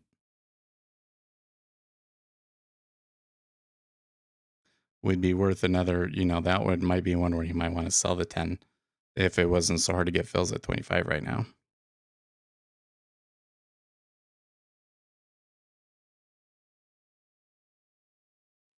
And if it wasn't in such a dangerous area where they might.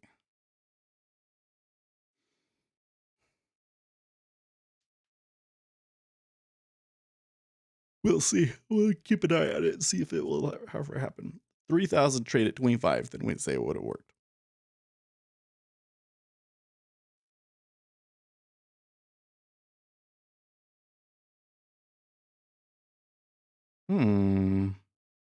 Okay, so there is some volume on both sides of this, but the 10-year is keeping 25 half bid there pretty well. Like there's not a ton sitting there, of course, but like when they hit it, they're taking the fills. Okay, and then just flipped for him. You still kind of got that problem that the 30-year just wants to sit at its lows.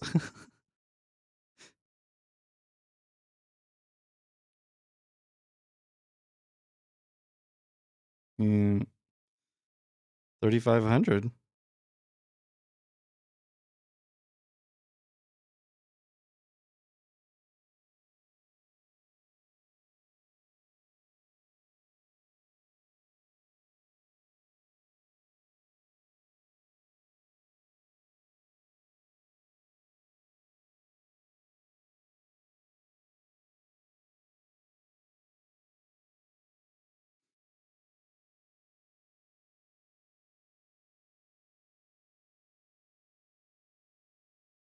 You're just not convincing that 30 to tick up, though.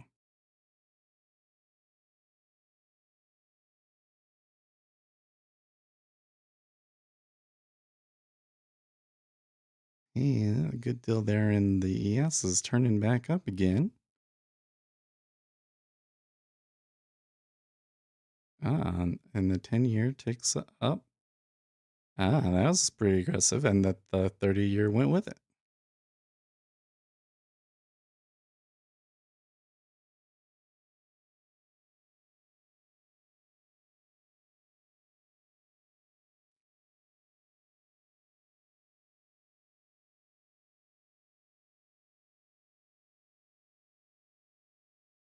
You know what though? Even though that was a pretty good move up in the ES, it flipped back down. It's still incredibly tight there. Well, I mean, it's like a 5-point range, but it's still really tight.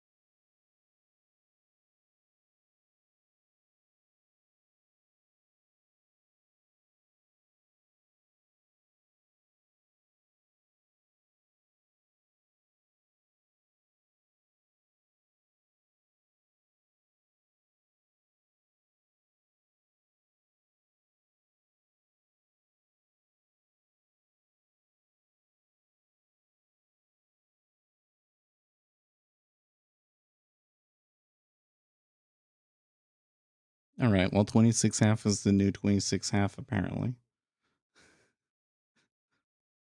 Oh, no. I take that back. It was 27 half before, wasn't it?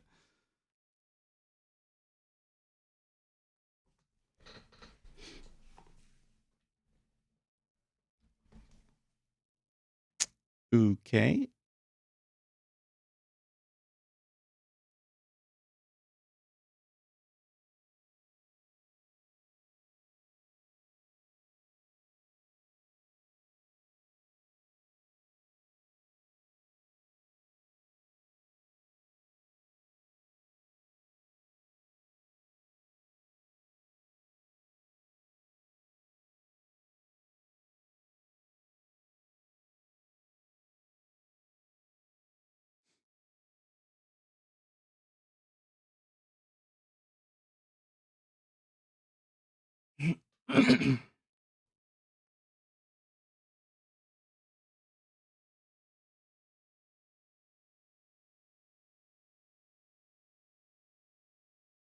No, what?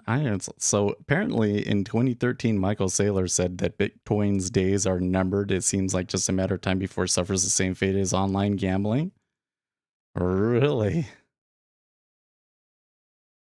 Well, it's a twofer because online gambling is really strong right now. That's funny.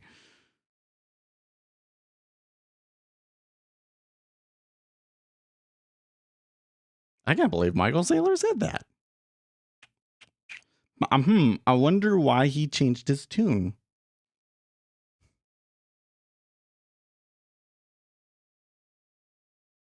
Doesn't have anything to do with him owning it now, does it? Oh, is this Bitcoin rises for fifth consecutive day? Its longest winning streak since September? It sure looks like they get into some good momentum, that's for sure. Well, I wouldn't surprise me to see it like Bitcoin make a good run. The thing that I'm kind of like, is people expecting it to just go right back up to the all-time high. That has me like, I don't know about that one, folks. I'm gonna have to go and generate my metrics and stuff today.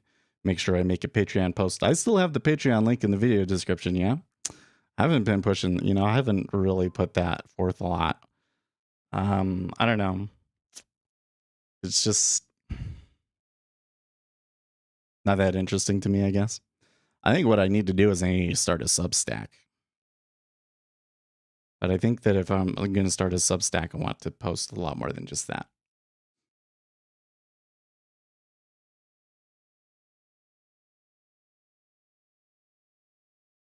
The debate is heating up over should members of Congress. I don't think that it's even a debate. Everybody thinks that it's absolutely wrong, and the only reason it's not happening is because Nancy Pelosi drags her feet.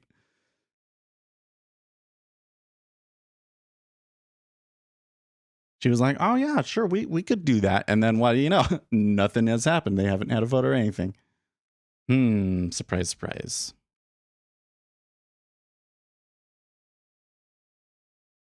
Okay, so the SPOOs, a little bit of a dive there, and the treasuries ticked up again. Well, that's curious. Should I think that I am going to try and reset here in ES if I'm so lucky. Yeah, her husband is an active trader, shocker. Yeah, exactly. Here's the thing though, that I don't think everybody understands. I mean, like, for sure, Congress should not be able to trade this stuff. Okay, they shouldn't be able to have positions. All of their assets should be in blind trusts. Otherwise, you're inviting corruption. Okay, but making a law about that isn't going to stop the insider trading, because what's going to happen is congressmen are just going to offer companies tips instead. I mean, they already kind of do it. Like, how do you think that Wall Street knows some of this stuff sometimes, right? So they'll still be giving tips. They just won't be able to own them themselves. You know what I mean?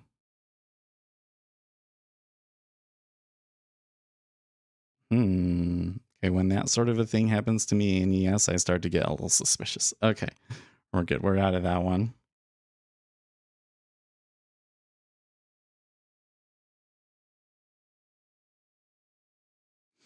Oh, did I miss the happening on Attack on Titan? I haven't watched it yet. Don't spoil it for me. No, I know what happens, Forbes, but stop spoiling it. Oh my gosh, you want to talk television? Okay. Oh, Uzi's not here. Uzi would enjoy this. If you have Amazon Prime, you have got to check out the Jack Reacher series that they've got. Like, I thought the Jack Reacher movie was pretty good, but this actor is so much better than Tom Cruise as a Jack Reacher, and it's a good show. I watched like 3 episodes last night. I'm quite enjoying it. Well, there is a big old fat iceberg there at 27.5. Not sure how I feel about that one.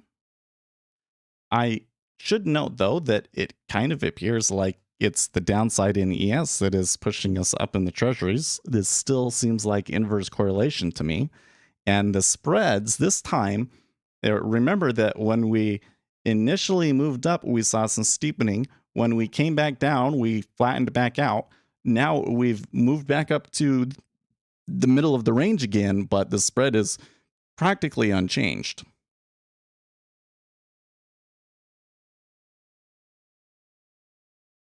So whatever pressures were creating those changes in the spread have evened out. And it could just be that people were taking positions over here and weren't necessarily expecting the spread to go one way or another. I don't know.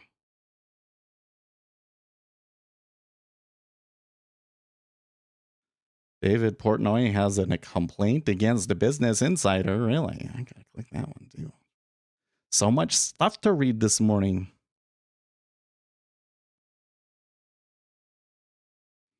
I don't know. ES is not looking so hot. They're within sights of the lows, at least.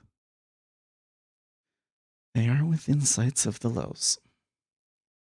Anyways, back to Congress. I know I'm super ADHD this morning. Okay, so if Congress is still going to be giving out tips, then if any senators could contact me, I would appreciate it.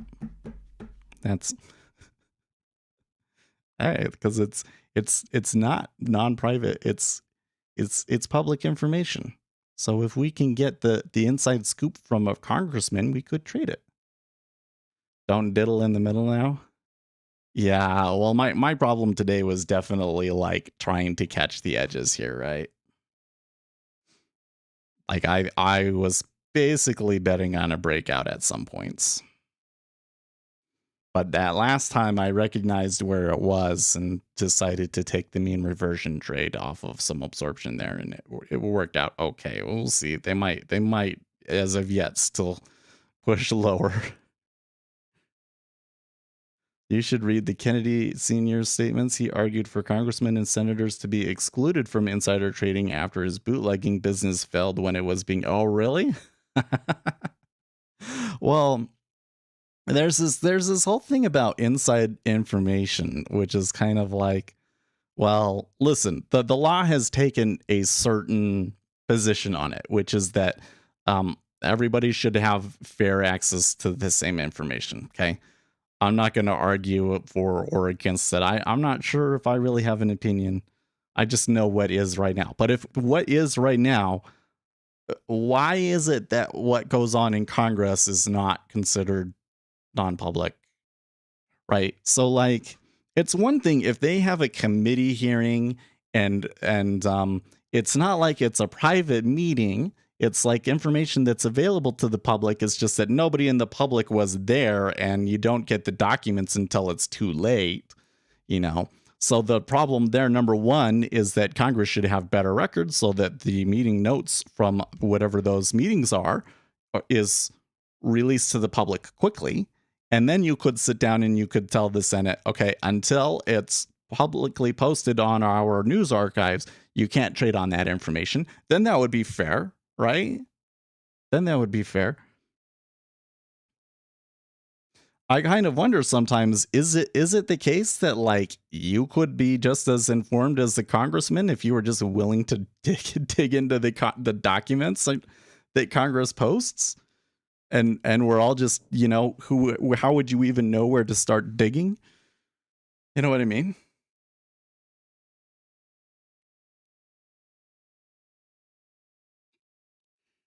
But that's where it's like my thing is that, or one of my things is that markets are not very informationally efficient.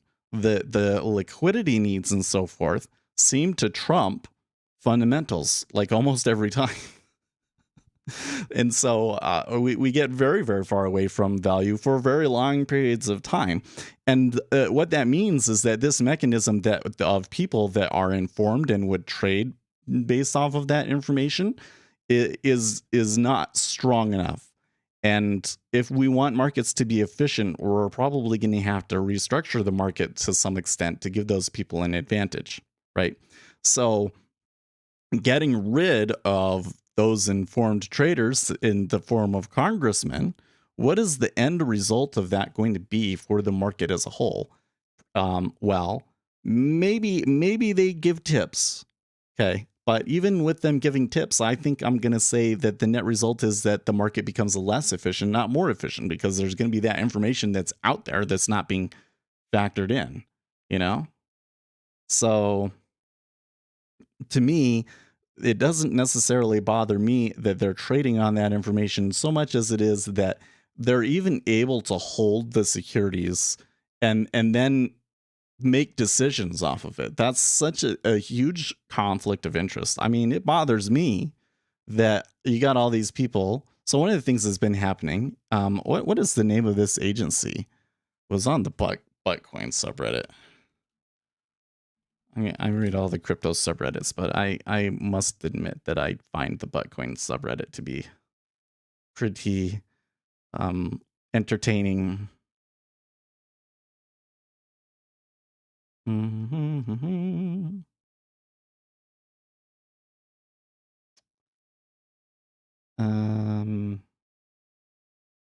Man. Oh, here we go. Creative Artists Agency happens to be an investor in OpenSea. So there's all of these celebrities like Matt Damon making these videos and promoting NFTs. And it's like, oh, except for that your artist agency makes money from people buying it, like that should be disclosed, right? And that's kind of a conflict of interest, right? That bothers me. How is Congress able to hold positions on things that they're like actively making policy over? That's just nuts to me. Such a terrible. I mean, I want to have a representative in there that knows what's going on and is going to make the correct decision when I myself don't know enough about the subject. I mean, that's the whole point of a representative democracy. That's why it's supposed to be effective, right? But if the congressman is just going to make the decision that benefits him and he makes him money, then that the whole system doesn't work at that point, right? So I think it's necessary and probably even to some extent inevitable that they're going to have to restrict the trading activities of Congress. Question is just like, how long can it go on and how mad will people get before it happens, right? Well, this uptrend has been pretty good, but we still got like that 29. They've come up to it with so much momentum. I think that there's a pretty good chance that at least one order will go through at 29.5, right?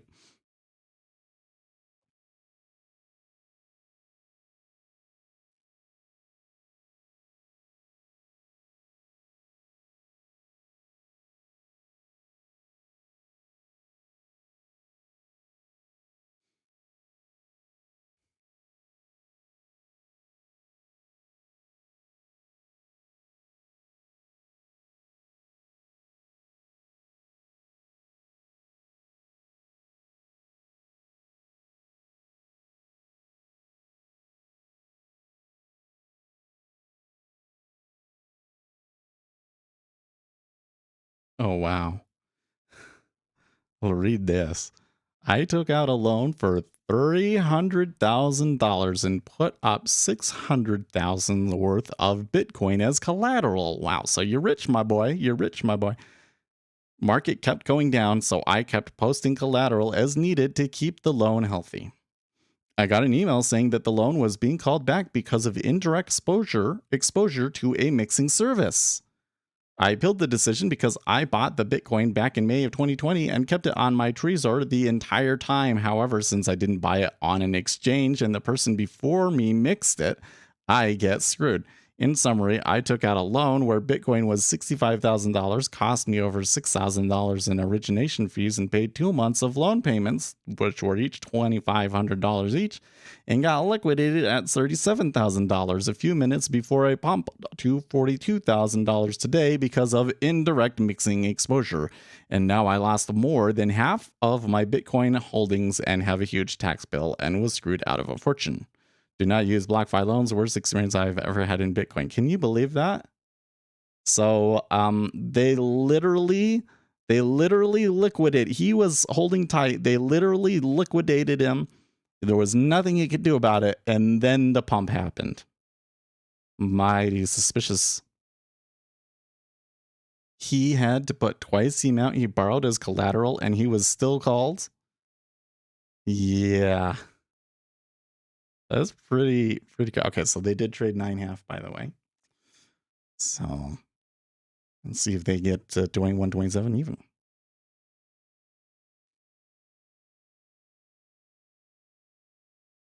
His loan underwriter was his, yeah. It's I'm telling you, man.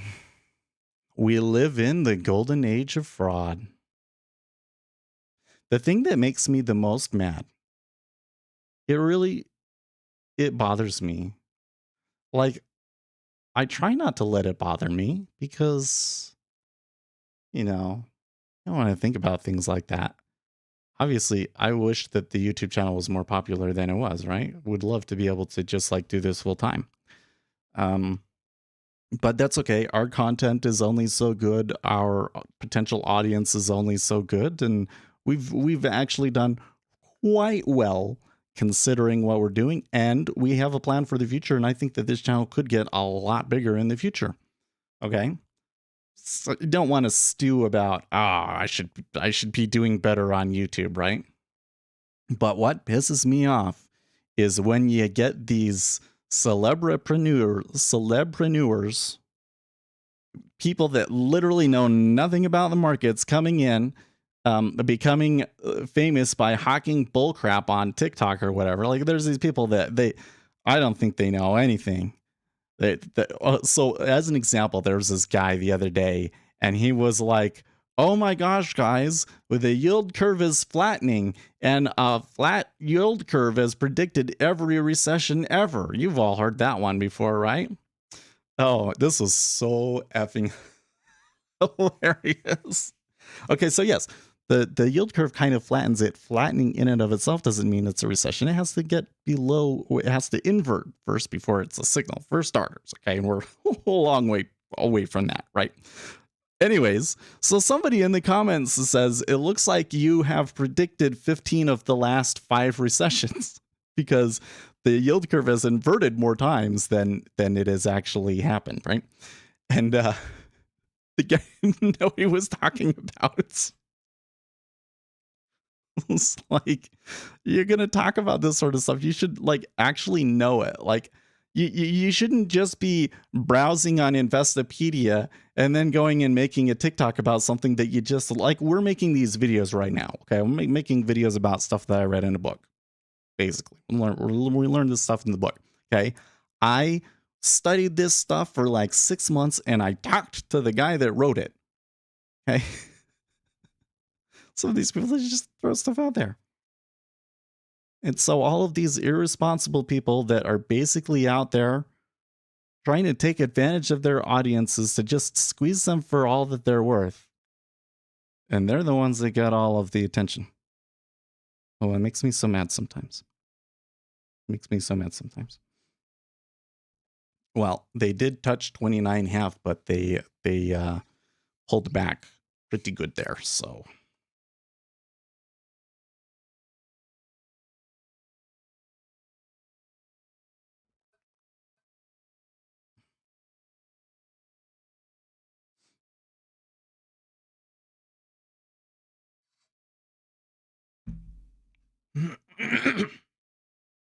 Bitcoin is, so we had like a little bit of a buy in Bitcoin, but it came back really hard too. That's probably just a liquidity hole. I think that they might be able to hold this 4,300 area.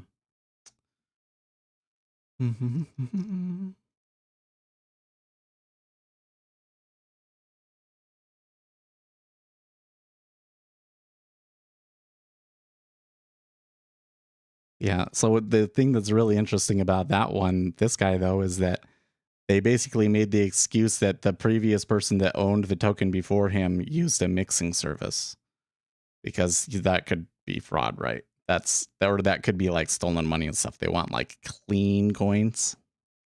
So that's why he got liquidated. What a load of crap.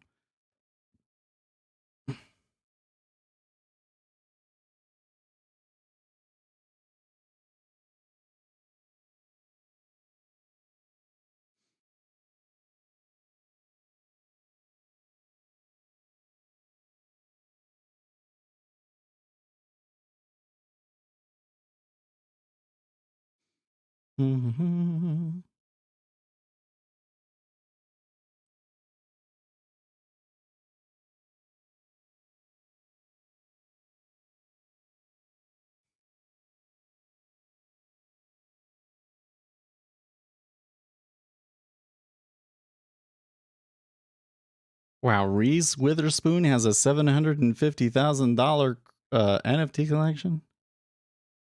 I tell you what, I hope, I just I hope so. I want it to happen so bad.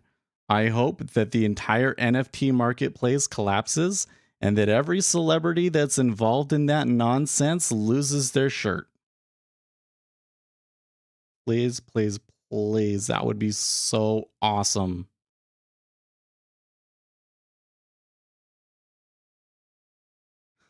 Yeah, my silver bar came from the same mine that mixes copper. I think I might not be eligible for a backed loan as well. Something that I find really weird about all that is like you get these guys, that person, he has $600,000 in Bitcoin. He got it somehow. Okay, like he was doing something right. But then these people are just willy-nilly go into like these super risky situations. I'm just like, how do you acquire that much Bitcoin and not know any better? You know what I mean? I suppose maybe the answer is that the only way that you can acquire that much Bitcoin is by doing something kind of degenerate and risky and stupid in the first place. Huh?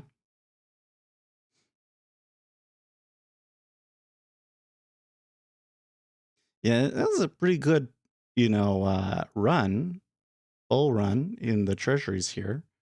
Now 28 again. It looks like I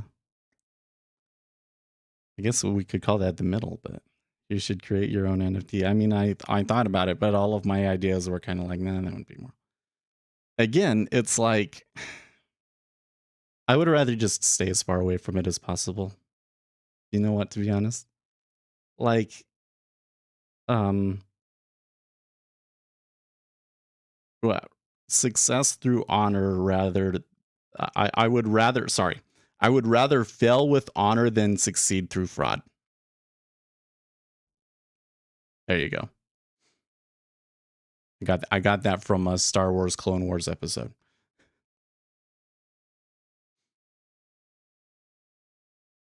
I would rather fail through with honor than succeed with fraud. And like, yeah, you could come in and be in the NFT space and make money and not commit any actual fraud yourself. But the reality is that if you're making money over there, uh, you're you're making it on the backs of fraud to some extent. You know what I mean? So if I'm going to make money from that space, I'm only going to do it through trading. I'm not going to promote that stuff. I'm not going to talk about that. I'm only going to give people correct and useful information, right? Hmm. A little bit of trouble there at 27.5. I think that a good buy order did come through here, but it might be he might be done. He might be done, and if they're just chopping, I don't know.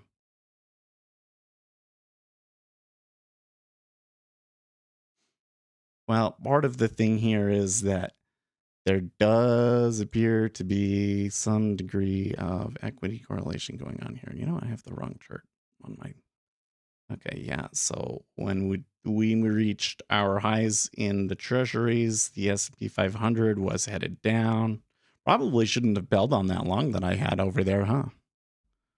I mean, there was a little bit of excursion against me. It wasn't that bad.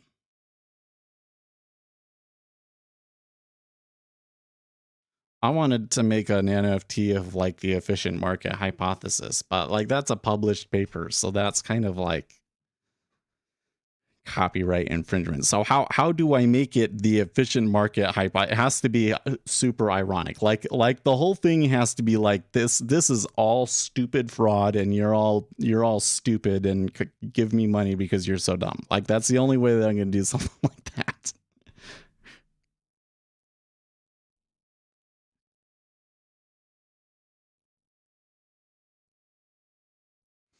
They come all the way back there.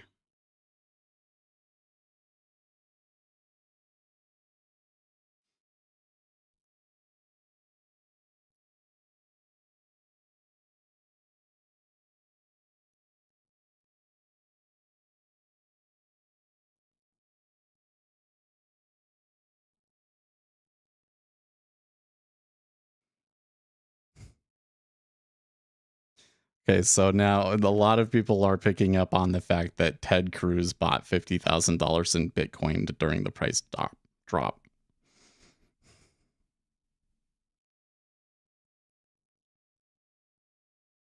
And the treasury ticks back down. No. Should have taken the 15. I should have taken the 15.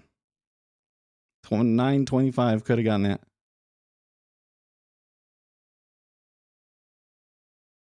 Actually, probably what I should have done is taken it with multiple contracts, but I don't know if I should have been in this trade to begin with anyways.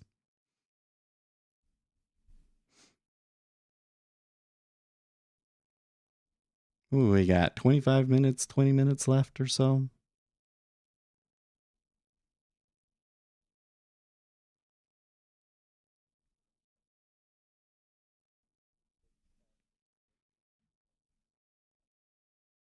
Well, it kind of looks to me like it's the 30 years still pushing all this.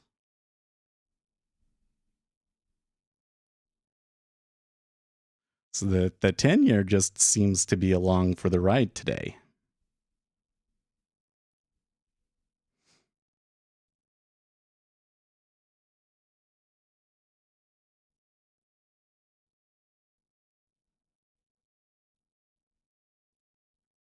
Create the speculator set, no, it would be the SPS token. Speculator set token. Listen, I own a lot of garlic coin. That's right. If I wanted to pump something, I would just pump garlic coin, right? Take $1,000, buy it up over 10 cents. Oh man, actually, we should go check because Bitcoin, garlic coin has been having an okay run here.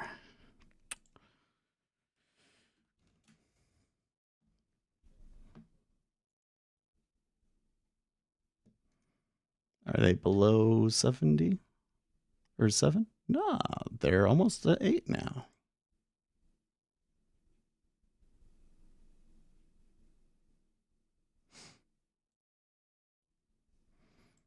I keep an eye on it still. Try and watching to see impact. So, let's go back to a month. So we were at a low of 5 cents. We had a pretty good ride all the way up to 9 cents at one point, but it was only there very, very briefly. Post meta order impact, we're coming back up, and now we're starting to hold like even 88 cents. So if we go back a little bit further, probably it's more around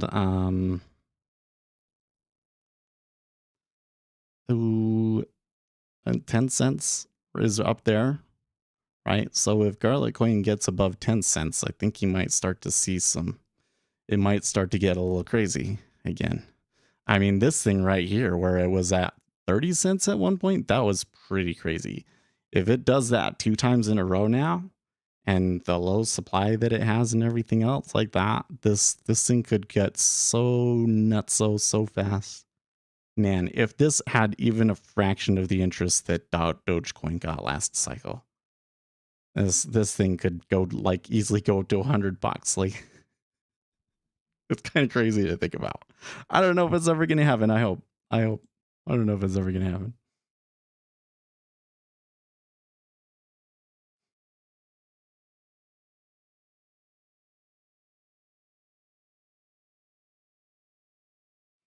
Now they tried to buy it up there a few times, but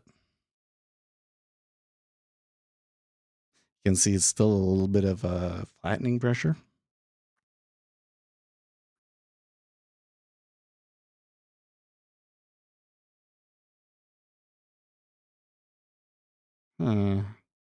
The market here quotes Bank of America saying the Fed funds rate has no statistically significant relationship to equity returns or volatility over time. But quantitative tightening has explained 50% of returns variation since the great financial crisis, and current forecasts for quantitative tightening indicate flat returns from here, says Bank of America. Yes. Well, I wouldn't say that they have to be flat returns from here because we're not having quantitative easing, but the impact of orders is stronger than we expect. And probably the case is that policymakers always were putting way more into the market than they needed to. We'd be talking about that next week, though.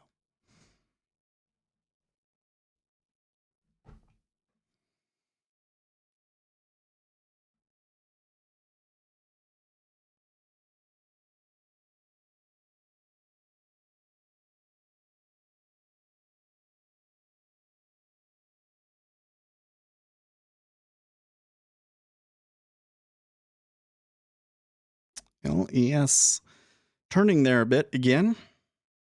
Confirmed pivots highs.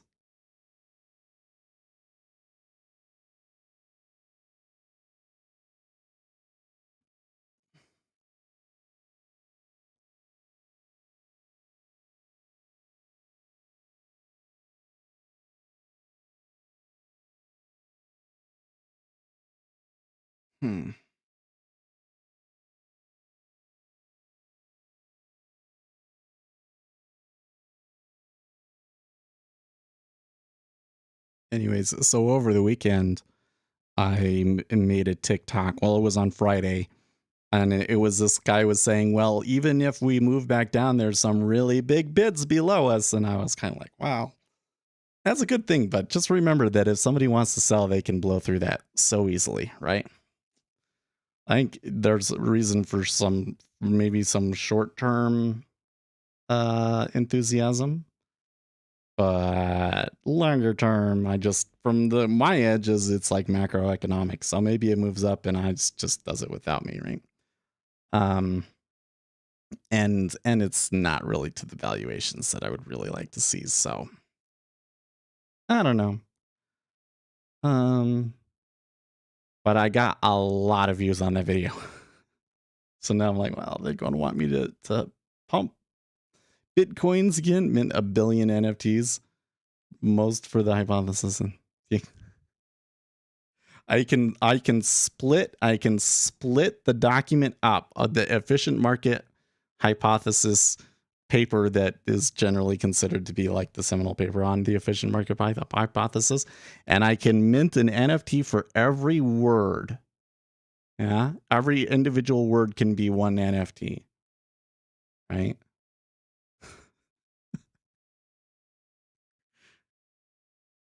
This just sounds, just talking about it makes me feel dirty. Hate it. I hate it.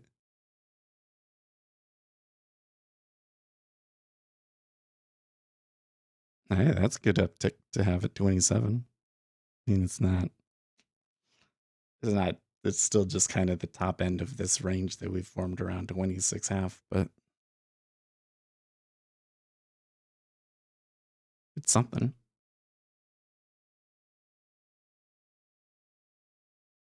Wait, what? A tourist in Las Vegas hit the jackpot on a slot machine last month, but he was never informed due to a malfunction in the machine, according to gaming officials. That's interesting. Hey, but they went and told him, so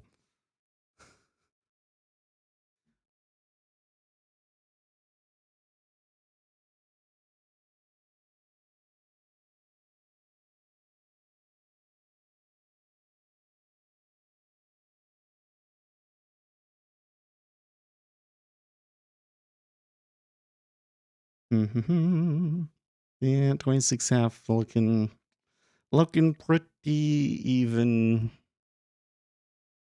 I mean, there's a decent amount of liquidity being put on it 1,000 both ways, but yeah, I'm quote unquote mal. Well, I mean, they did tell on themselves.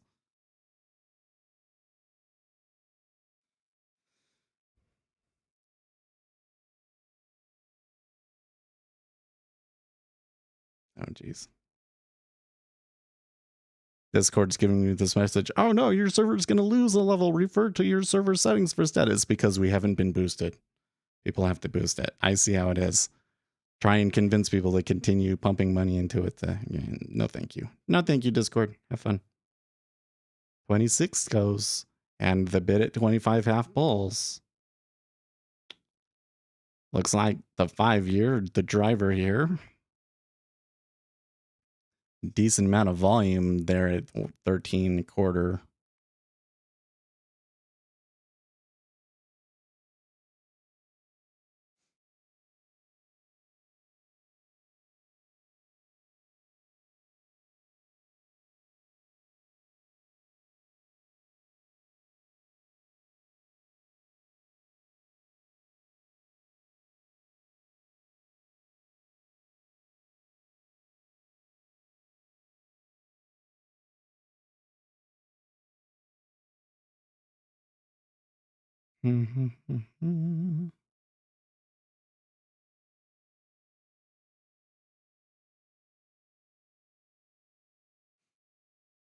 Well, I tell you what.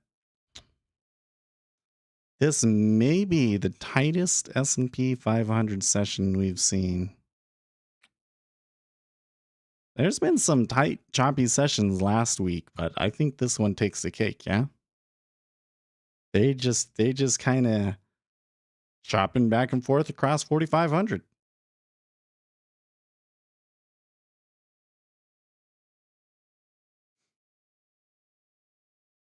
You can still see that flattener there in between the 5 and the 30.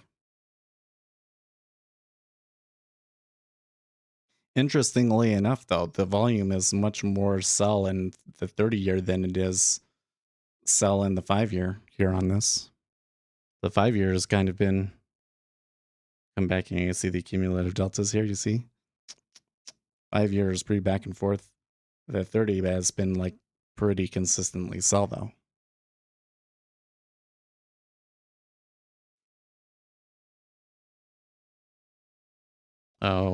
Christine Lagarde is talking to the ECB or the government. Speech to Parliament.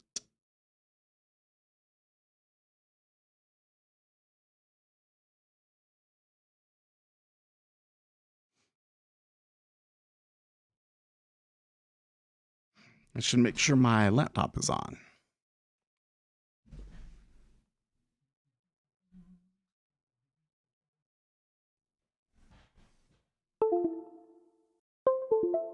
There we go.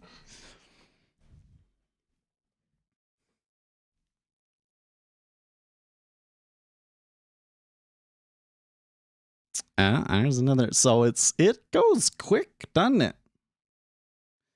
Well, I would like to hold it for longer, but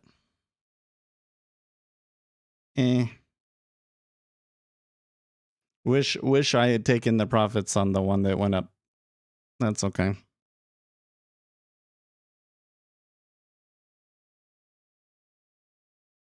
Less than 2 weeks ago, Bill Ackman was up over 150 million in profit on Netflix.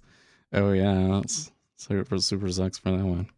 You know what's something that I see that's always funny to me though, and this is a good example of that, is a big rich guy will buy something and then it will be up. And all of the retail traders will be like, see, look, he bought this thing and he's already up on his position. He should be. If somebody big come in and bought there, then they should be up on their position. For sure. But it's probably going to come back now that they're done. Right?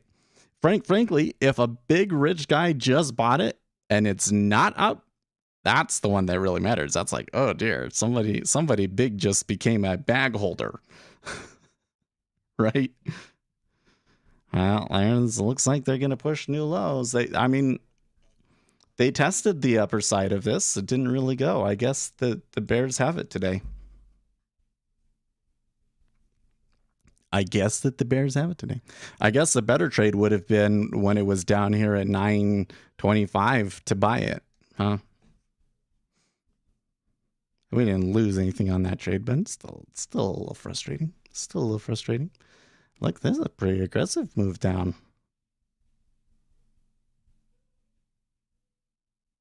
Yeah, I'm sure if I went and bought like 200 million of something, I will be up by the time I am done buying it. Yeah.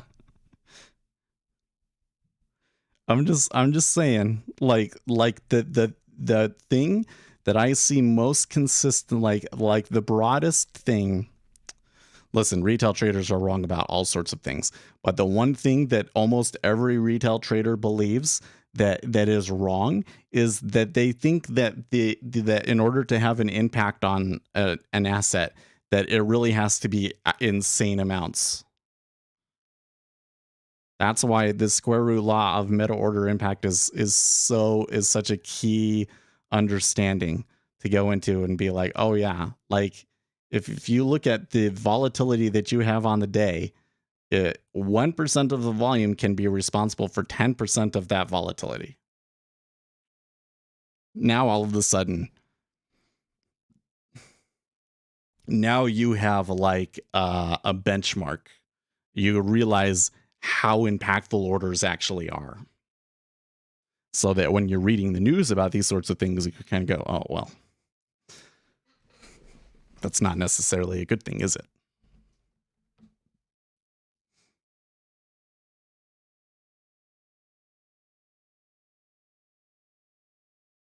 And don't make the rules.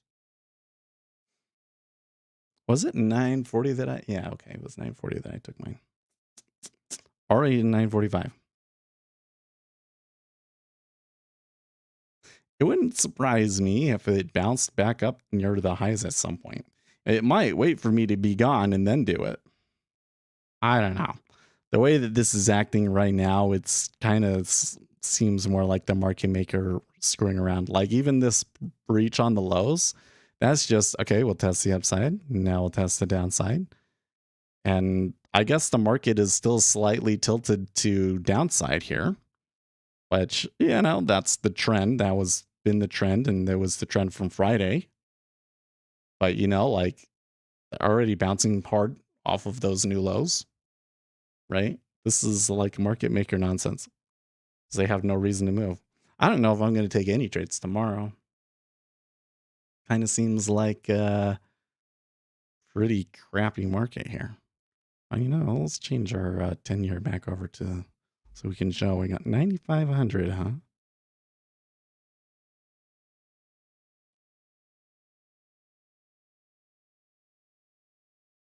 Nav, during his deposition during the spoofing case, the SEC went and calculated that you could move the S&P about 2% using $20 million. It was in 2014, no idea where that number is currently. Yeah. Well, just go back and look at like, okay, what is the average volume for your instrument? What is 1% of that? Right? And then just think, oh, okay, 1% of that can be 10% of the daily volatility. Hi, Miguel.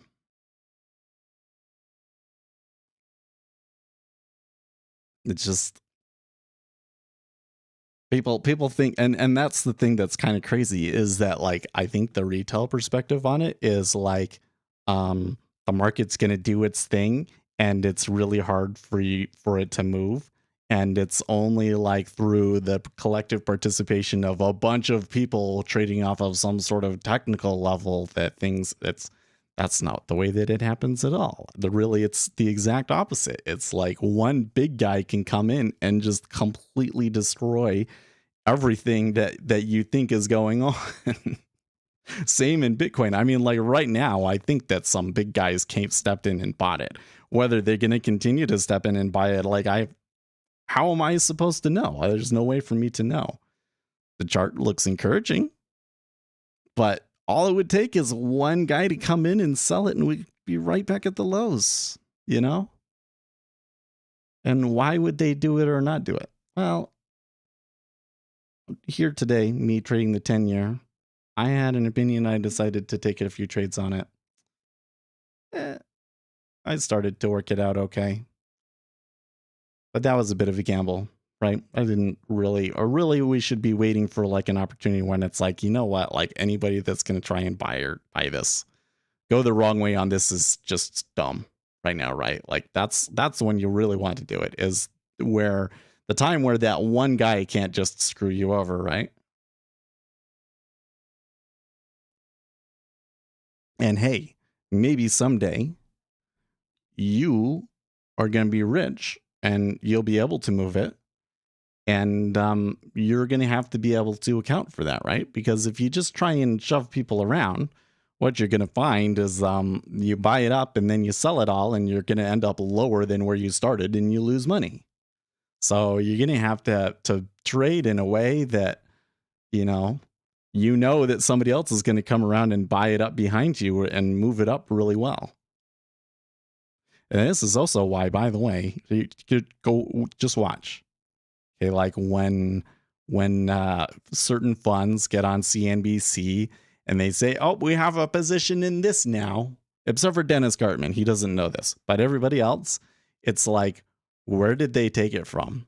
And usually where they took it from is at least 2 moves away, because they know that if they sold today, it's usually more than 3, because they know that if they sold today, that would take out 1 move.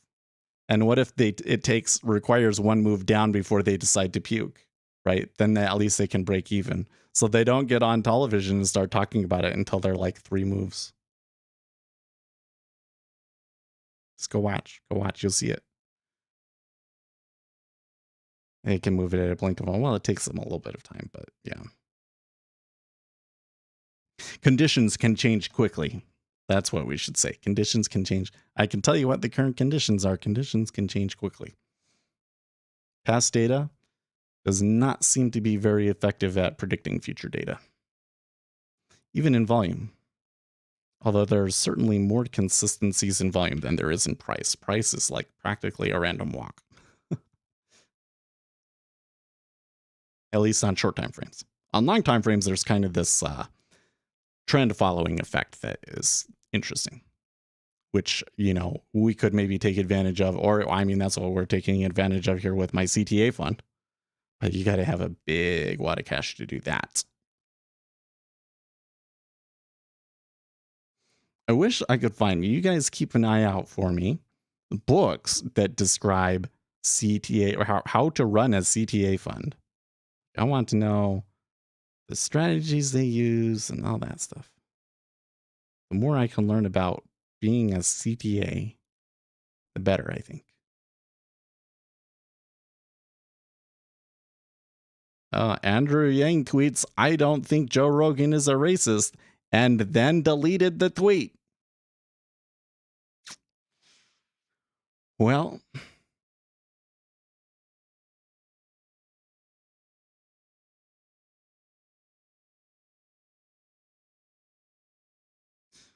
today's title: Market Shops Awaiting. I don't even know what to say. Well, we can say Bitcoin pushes in otherwise quiet market.